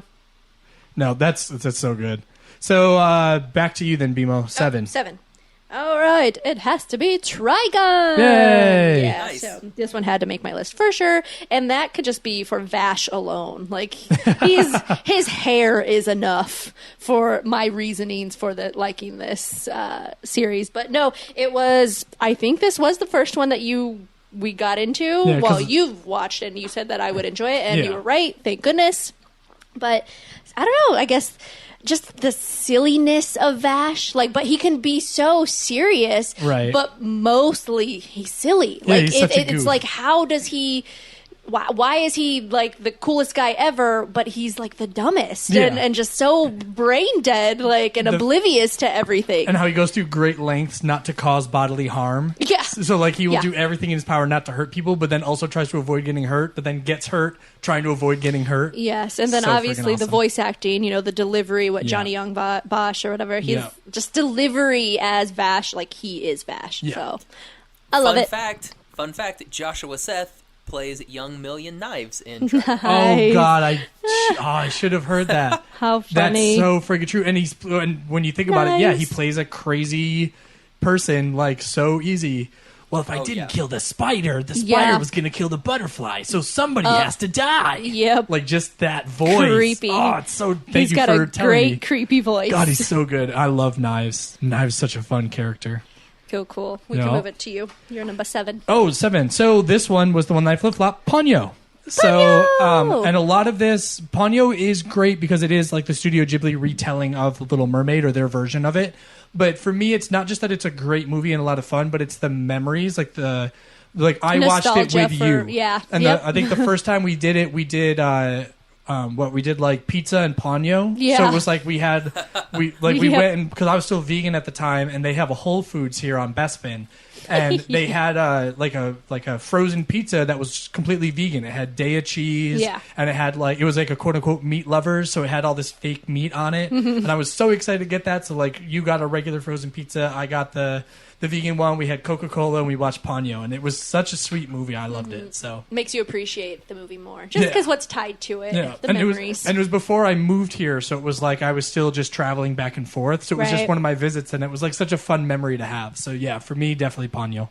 Awesome. That sounds adorable. Yep. So Josh, what happened? Yeah, I don't know. Then we got married and it all fell apart. We got married and then decided to do a podcast. We're like, pizza and podcast. Where we realize we hate each other after. Yeah, pretty much. We fight constantly. Just kidding. So for my number 7, I went with the Gundam series. Nice. So Gundam Wing, mainly I tried to put all of them together, the ones that I really watched, because there's tons. Gundam 0096 and Unicorn and all these other ones that I haven't watched just because they haven't been accessible. But yeah, I'm talking old school Gundam Wing, Gundam Seed, Gundam 00, Iron Blooded Orphans, everybody's least favorite G Gundam, which has one of the best lines, like catchphrase lines in anything. It's definitely one of those series. Like, it's in the mech genre for me. Right. It's higher than Evangelion, mainly because like you have, honestly, I think you have better characters and better stories in the Gundam series. Because really, you have 3 characters that pilot Evas in Evangelion. And you have multiple characters throughout multiple series. And that's another thing. There's multiple series with different characters and different stories that you get. So that's why Gundam is going to be my number 7. Nice. Good pick. Good pick. All right, B. 6. Oh, back to me. Okay, so number 6 is Death Note. Oh, wow. Yeah. Nice. So Death Note is one of those, like, for me, if for some reason there was somebody who has watched less anime than I have, I would say to watch Death Note. I think it's an anime that can speak to a bunch of different people, whether they like anime or not. I think because of the story, they will be so enticed. And I remember when I was working, I remember introducing it to like 2 people. And then they came back and told me that they like binge watched it on Netflix and loved it. And they're like, well, what next? I'm like, well, I don't know. I don't watch a lot of anime. I'll get you a list for my husband.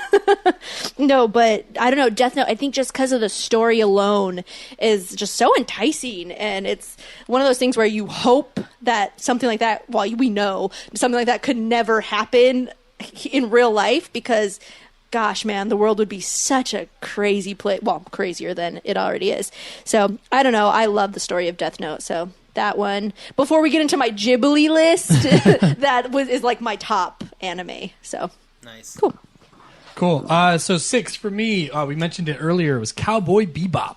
Cool. Yeah, so I mean, with that one, it's kind of strange that that's not one that's like a go-to that I immediately tell people, because I think with Bebop, I think with this series, it's kind of like with AKIRA, where like you really have to sit through for the payoff. Mm-hmm. Because each one of the episodes feels so isolated that you're like, okay, well now this is just about Faye, and this one's just about Ed, and this one's just about Ein, and it kind of takes a while before you start getting like more and more of the backstory when it comes to like Spike.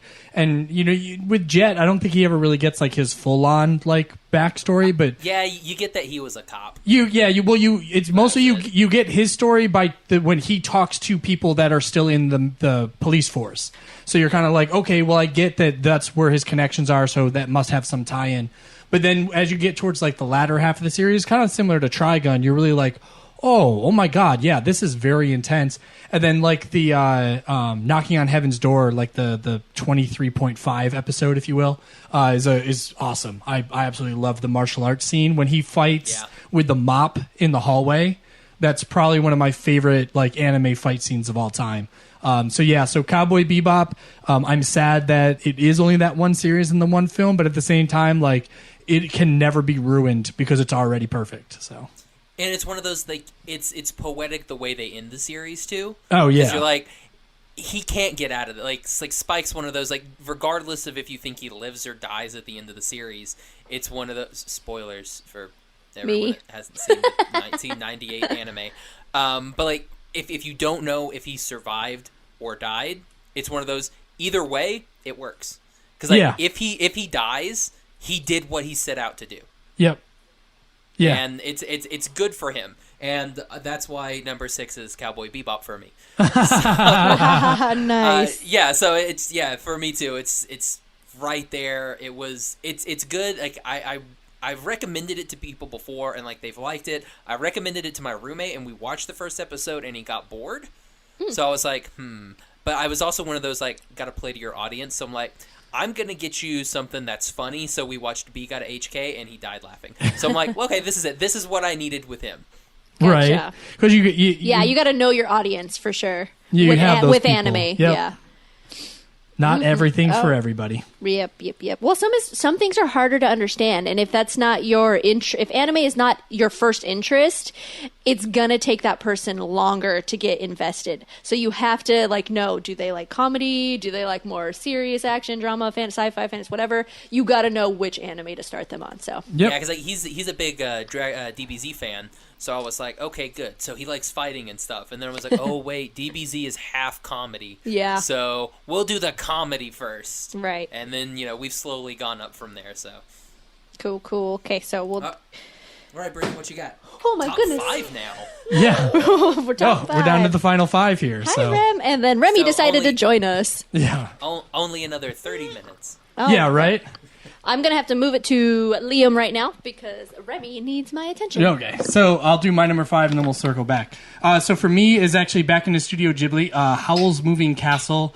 For me, that's actually my favorite Studio Ghibli film, so it had to make my top 5 when you're talking anime. Just I love the characters, I love the storyline, I love everything about it. So with me, definitely Howl's Moving Castle.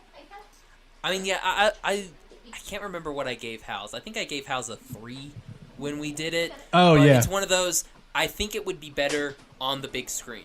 So yeah. these Ghibli movies, I'm definitely going to go see on the big screen, like especially Castle in the Sky, just because of how broad that scope is of the movie.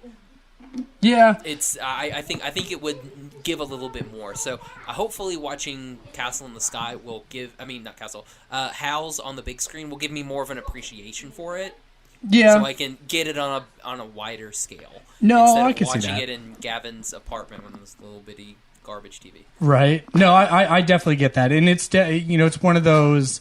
I think the first time I watched it, I was like, "Oh, that was cool. That was just typical Ghibli." But then the more I watch it, I'm just like, "God, Christian Bale is amazing as Howl, so friggin' good." And like the Sophie as a character, she's so much fun. So we're still on your 5. Yeah, that was my 5. So you want to do yours? Because it's the same. Yay! Howl's Moving Castle. So we don't have to talk more. Christian Bale's amazing. Yeah. Just the castle itself is such a weird concept. Yeah. I don't know if Josh, if you said you've seen this one or not yet. Yeah, they reviewed it. They did an episode on it. Did you guys? Oh yeah. I was like, I listened to it. Duh. Anyway, so yeah, number 5, Howl's is top Ghibli for sure. I think probably for most people it probably will be. Cool. Nice. So your number 5. So my number 5, I went.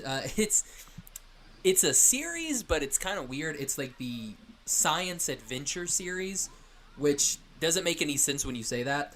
But it's Chaos Head, Steins Gate, Robotic Notes, and Chaos Child.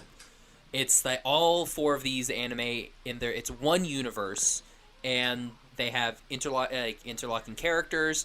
Like you have Chaos Head, and then Steins Gate is 1 year after Chaos Head takes place. Oh, I gotcha. And then you have Robotics Note, because there's a little girl in Steins Gate who is a character but she's like grown up, like maybe 20 years old in Robotics Notes. So it's kind of like it has this, continuity with it. Mm-hmm. And unfortunately, I haven't watched Chaos Child yet, just because I'm waiting for it to be fully done before I watch it. Yeah. Because I like binging my anime. Nice. Especially as like I said, like if it's not something like major that's gonna get spoiled for me, then I'd like to binge it. I'll wait for everything to come out and then I'll just watch it all. Right. But Steins Gate is fantastic. Like the story, it definitely makes you think. It's very Groundhog Day-y. Okay. So how funny. Our main character is trying to stop something without. I don't want to spoil anything. So he's trying to stop something from happening over and over again, and he's slowly losing to the point where he's like, I can't do this. There's no way for me to do it. But then he starts to. But yeah, it's like each thing changes a little bit at a time, and so he kind of gives up on trying to do this thing to try to do these other things in a hope that on a grander scale this will all work out. Gotcha. And but it won't. I just who knows? And then it depends on how you play the game. And then Robotics Notes, I just absolutely love that series. I think it's cute. I think it's great. It's one of my favorite just like anime, just to like sit down and just watch. Nice. Like if I need a break or anything, I'll pop Robotics Notes in. Like I think I have it. Oh man, I own it on PlayStation. I own it on my Xbox, and I have the Blu-ray. How funny. So it's one of those, like, I'll just, like, wherever if I'm in the living room and I just want to chill, PlayStation, in my bedroom, Xbox. I guess if both of those are broken, I've got the Blu-ray, so... Nice. Always a backup. Yeah, this one sounds interesting. We'll have to remember. Have you seen that one? No, I haven't. So Yeah. I'll have to look at Robotics Notes. Yeah, we'll remember that. Cool. Both on Funimation. Oh, and I'm pretty sure you guys have that. Yes, we have that app. Ooh, Liam does. We're hooked up. We know somebody. Yeah, he We know somebody. watched a whole series without me. Yeah, no, I watched. be nice. Well, I watched Erased, and And then you didn't even And then I was like, invite me. literally, I watched it. By the time I got to the end, I was like, "Ooh, Brittany would really like this series." So I get to watch it again because I can watch it with her. Awesome. Nice. Cool. So 4. Oh, to number 4. All right, because we are still in my Ghibli half of my anime list, Kiki's Delivery Service. Yay! And Kiki's will always be in my top Ghibli list because it was the first Ghibli film I've ever watched. And that's because Disney Channel back in the day decided to play it. And I don't remember how old I was, but I just remember being enticed. I watched the whole thing. My mom can even remember. She's like, this looks so familiar. Did you used to watch this? I'm like, yeah, if it was on Disney Channel, I watched it. Nice. And I just love Kiki's. Just she's a little witch. And Gigi, the cat alone, is awesome. I don't know. I love everything about Kiki's Delivery Service. Nice. Cool. Yeah, Kiki's is one of the few Ghibli movies that I actually want to watch. Oh, you'd you love haven't it. you haven't watched it? No, I haven't watched it. Same with Ponyo. Like, those two, I'm kind of like, I could watch those. Yeah, I think you would really like Kiki's. I think there's like kind of a little bit of a love story in there. A smidge. And there's a cat. And the cat is my He's fun, favorite. yeah. Like he's fun, and the voice for the cat I think is great because it's not the voice you would immediately expect it to be. What's his name? But it fits him. I can't even think of his name right now, but he's Bob Newhart. uh He's well known. Yeah, he's as, the like, dad from Jingle All the Way, the one that's like the rival dad to Arnold Schwarzenegger. Yeah, and the I same can't think of actor. other things he's in. Okay, cool. Yeah, so there you Yeah, go. It's like the dad from Jingle, they're like, Schwarzenegger? No, No. The rival one that he eventually he tries to break into the guy's house because the guy keeps hitting on Arnold's wife. Anywho. Yeah, Cool, but yeah, Kiki's is awesome. nice. So for me, number 4 is going to be Full Metal Alchemist, which we've talked about already. But yeah, amazing series. It's one of my go-tos when I'm introducing somebody to anime. So, and I'm actually in the process of watching Brotherhood. So Nice. we'll Cool. see how that one compares with the original. Cool. My number 4, it wouldn't be a Josh list if I didn't have a tie. So, Curse you, Kane. Gavin's not here to berate me, so it all Truth. works out. For my number 4, I went with The Melancholy of Haruhi Suzumiya, which Whoa. I absolutely love. It's one of those that it's definitely a thinker type thing, and then like once you watch it, you want to watch it again because you're like, oh well, now this makes sense. So if I watch it again, maybe it'll make some more sense. And then there's Toradora. Which is a love story. Toradora is different. I sent you the one with Taiga. Yeah. And- No, Brittany was thinking it was Dorarara. No, but I just read that name. I was looking through a list of anime, Yeah. and I just read the Toradora. Toradora. Yeah, I was Yeah. like, oh, looks interesting. Yeah, that one, Dur is definitely a honorable mention. Yeah. But yeah, I love Toradora. There was a point where I stopped anime. Like I just didn't care. How could you? That's I was- insane. That's like, Yeah, right. It was one of those, like, I was working at the movie theater, so I was, around other people my age, and I was like, maybe I should grow up, kind of stop this, anime stupidness. And then someone at the movie theater was like, oh yeah, I watched this cute little Toradora, and so I watched it, and I was like, all right, so I'm back on the anime now, just because it's so cute. The story is amazing. I just love it. Like, so it's one of the ones that got me back. cool. The Melancholy, because I watched Toradora, and then I watched the Melancholy after that, and so the two of them, they kind of go hand in hand for me. So that's why they're together, because like they're the ones that started bringing me back in. Nice. Gotcha. I dig it. I agree, Remy. Yeah. He liked it too.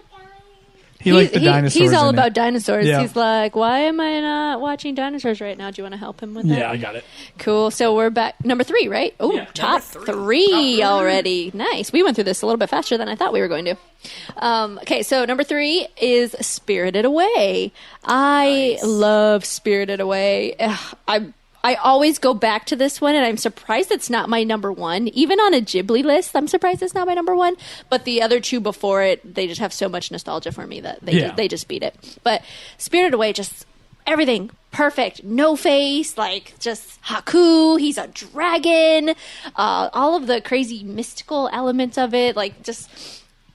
I don't for some reason, if you guys have not seen Spirited Away, I don't want to ruin anything, so just go watch it. It's amazing. If you watch it, you will love it. Yep. So I don't want to ruin any story You for can anybody. see it in October during GhibliFest. Exactly. And There if you go. that's your first time, how awesome is that? I see get it to in see it theaters. in theaters for the first time. Yeah, that was my first time seeing it was In theaters. I wanted to so bad, and Yeah. I don't know why. I just must have got away from me, and back then. Yeah, it was one of those. Once because Gavin and I saw it for I think it was the 20th anniversary, I believe. Yeah, I think Maybe, so. Could be wrong, but 15th? It was 2001. Was it? okay, yeah, so 15. Oh, wow. So yeah, we watched it in theaters, and I was like, oh, this was really good. So on the car ride back, I was like, Amazon, gonna purchase that Blu-ray Nice. here on Monday. Cool. That's awesome. Yeah, love Spirited Away. So we're in 3? Yep. All right. Yep. Number 3 for me, Brittany mentioned it earlier, Vampire Hunter D. Cool. I mean, I really enjoy the original one. That was the first one that I ever watched. It was with those same anime purists, and they were like, well, you have to watch this one. First. And then they were like, if you want to watch Bloodlust, you can watch it on your own. But they really went with some creative differences with that sequel.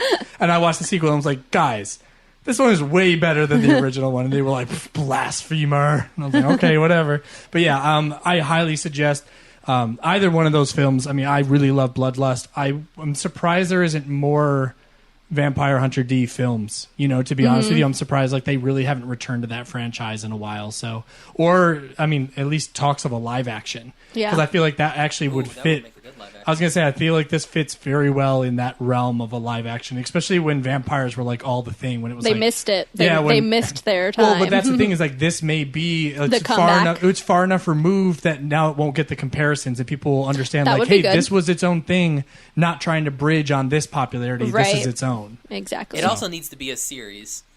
Oh yeah.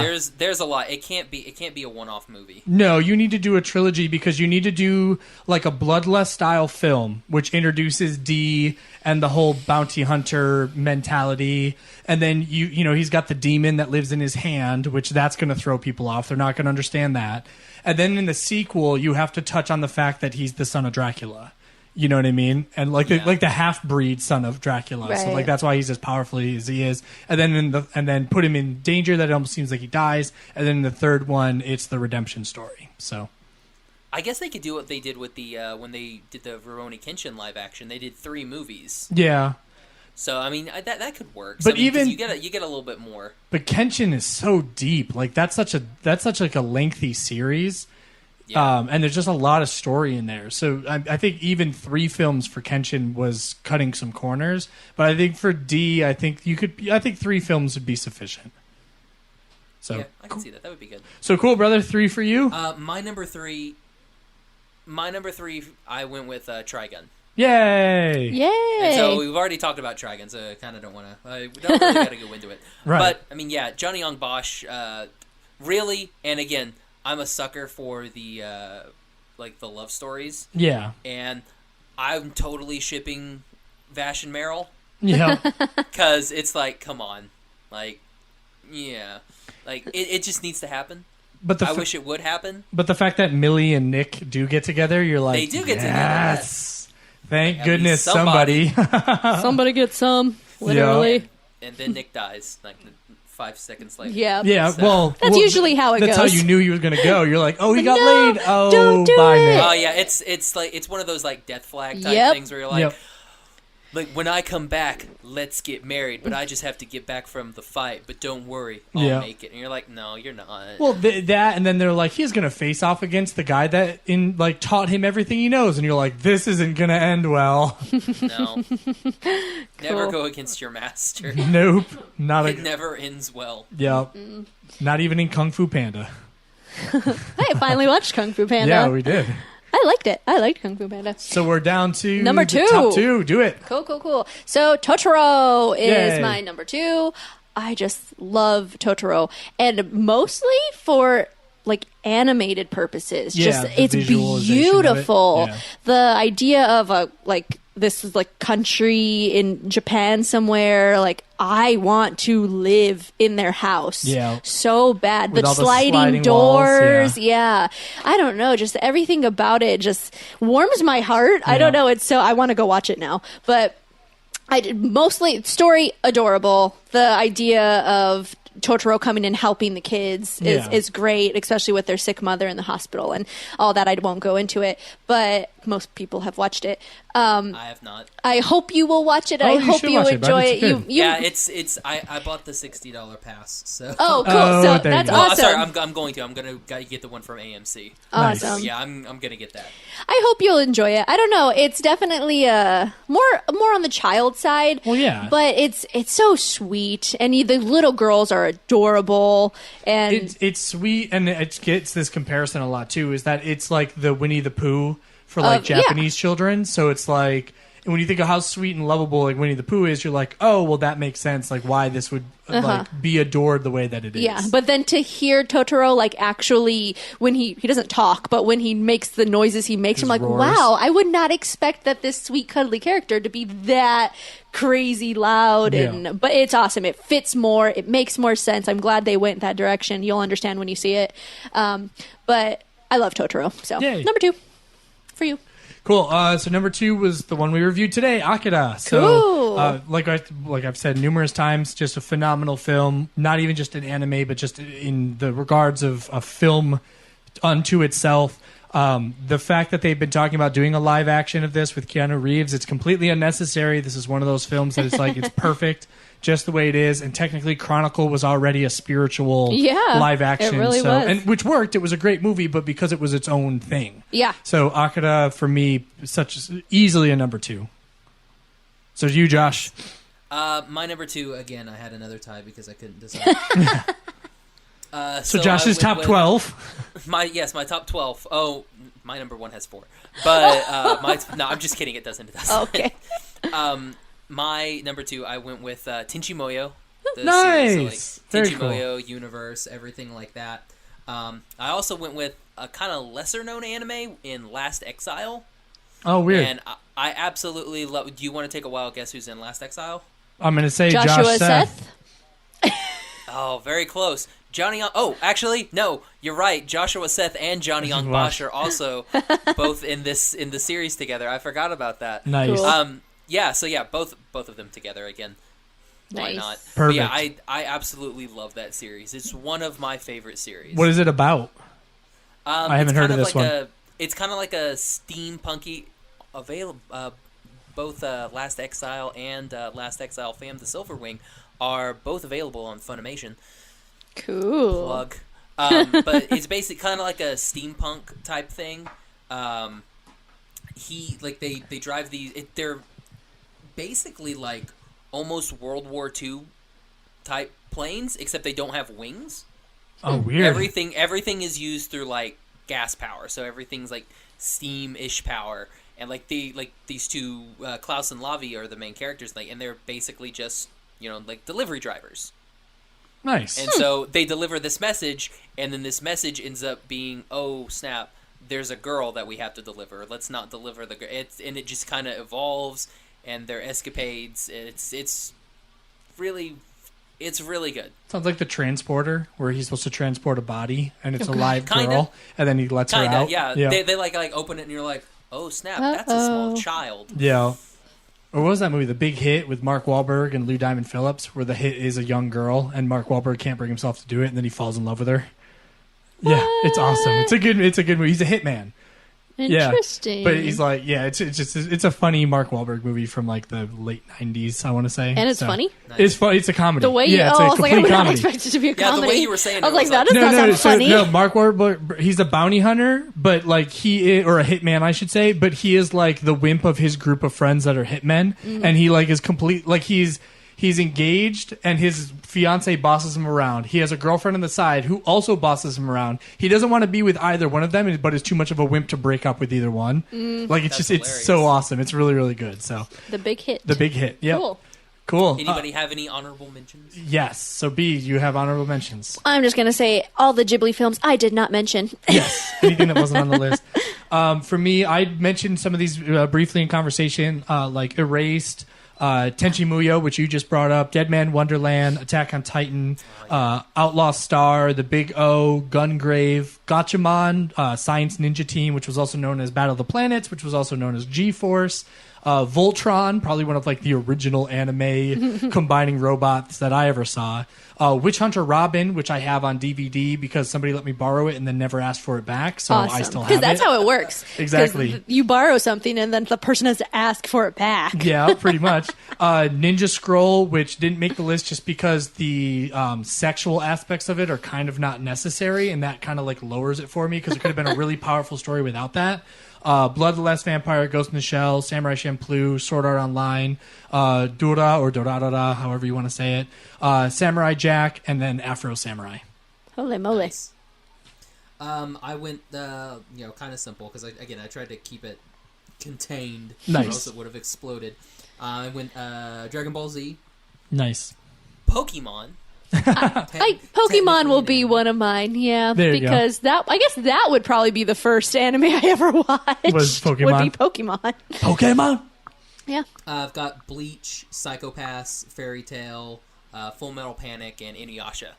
Just because, again, I could keep going and going and going, but I mean, I'm gonna limit to those. And I'm kind of hoping that people listen to the honorable mentions that we give, and they go, "Oh, well, I'll also check those out." Like I'm hoping they check out like at least a couple tops, from our top 10s, but then also go, "Okay, well, why were these honorable mentions?" We'll go and see this. What is it? Inuyasha? Inuyasha, yeah. Because you've mentioned that before too. So Carrie, my older sister, loves Inuyasha. Like that was her favorite anime.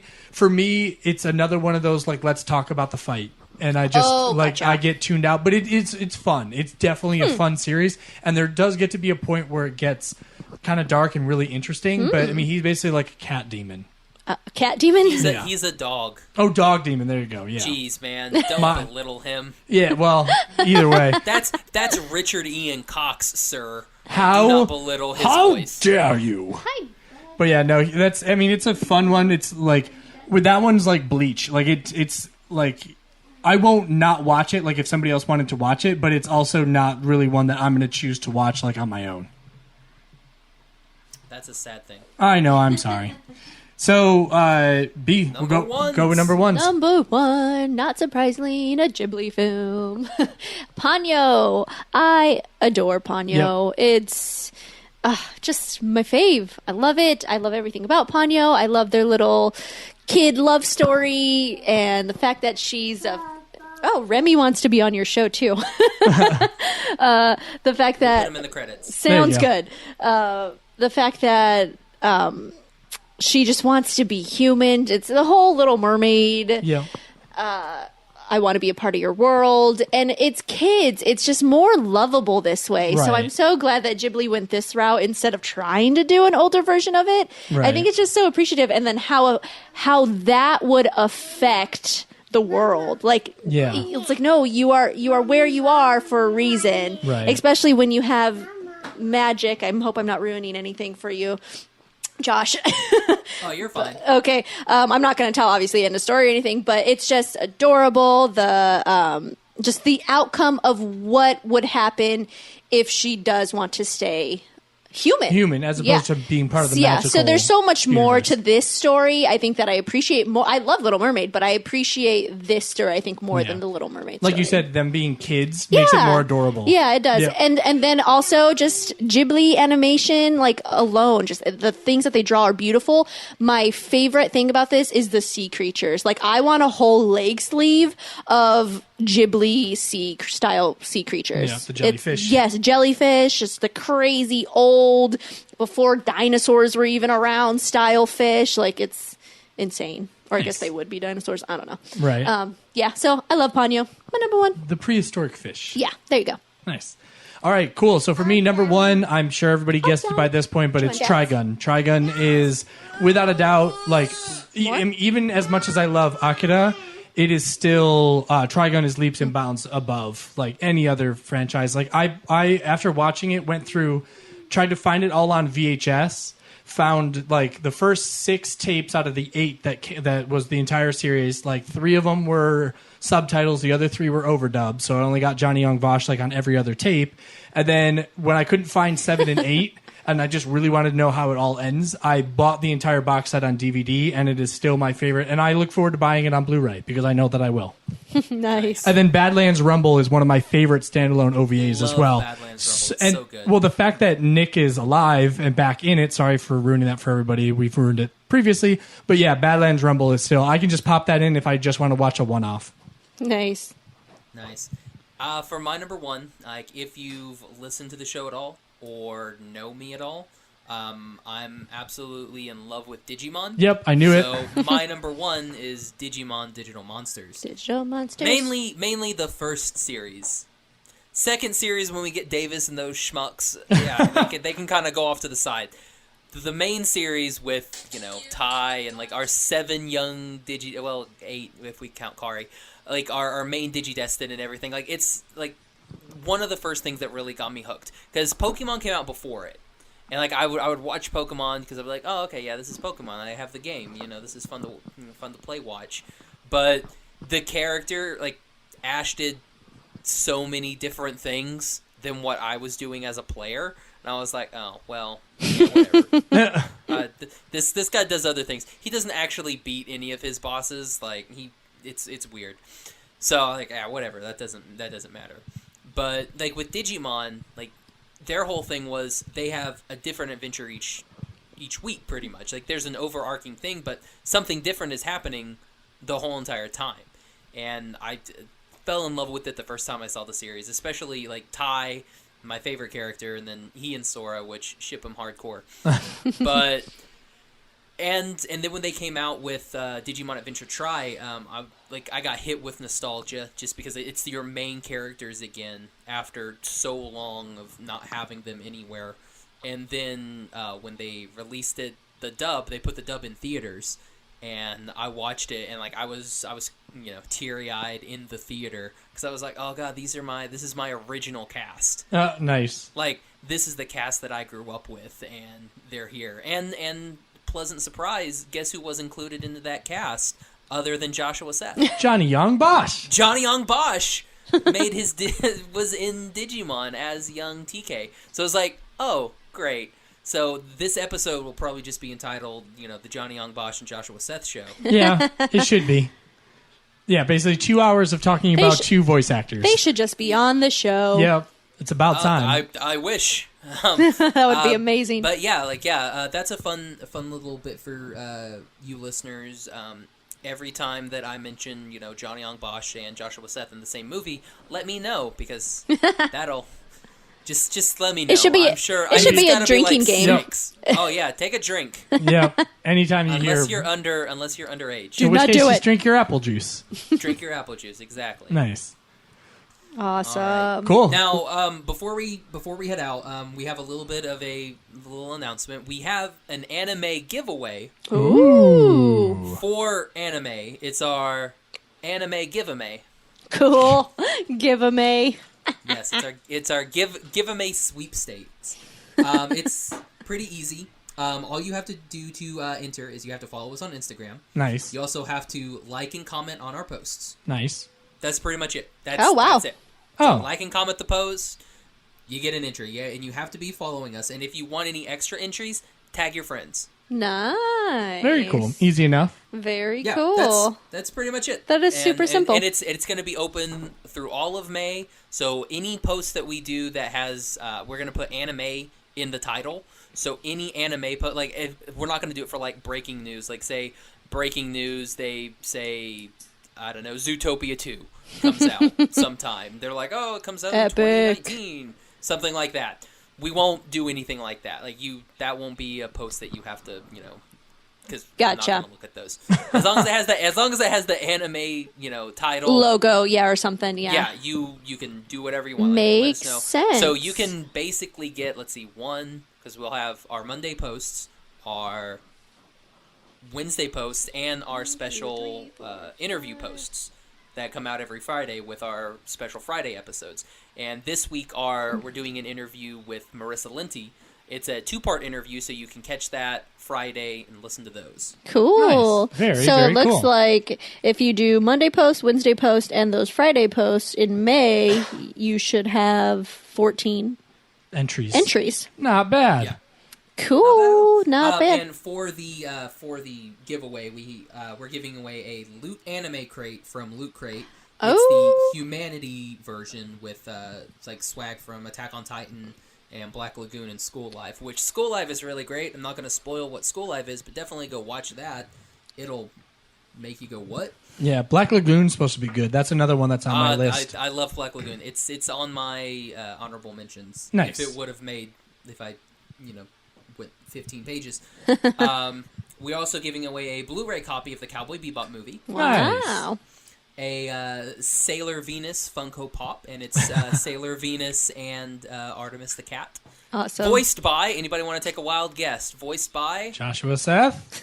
Oh, close. Johnny Young Bosch. Yeah, voiced by Johnny Young Bosch. And then we also have some art from our other host, who's invisible, Gavin Otteson. He was just really quiet this episode. Post. Yeah, he's just really quiet.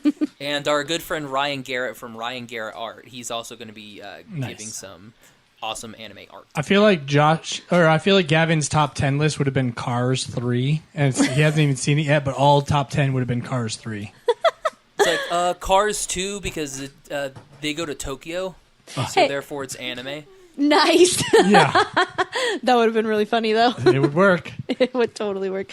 No, I think you guys need to be nice because he's not on the episode to defend himself. Well, then maybe he should show up next time. Yeah, he needs to be He's on the enjoying episode, then he Texas. can Yeah, defend right.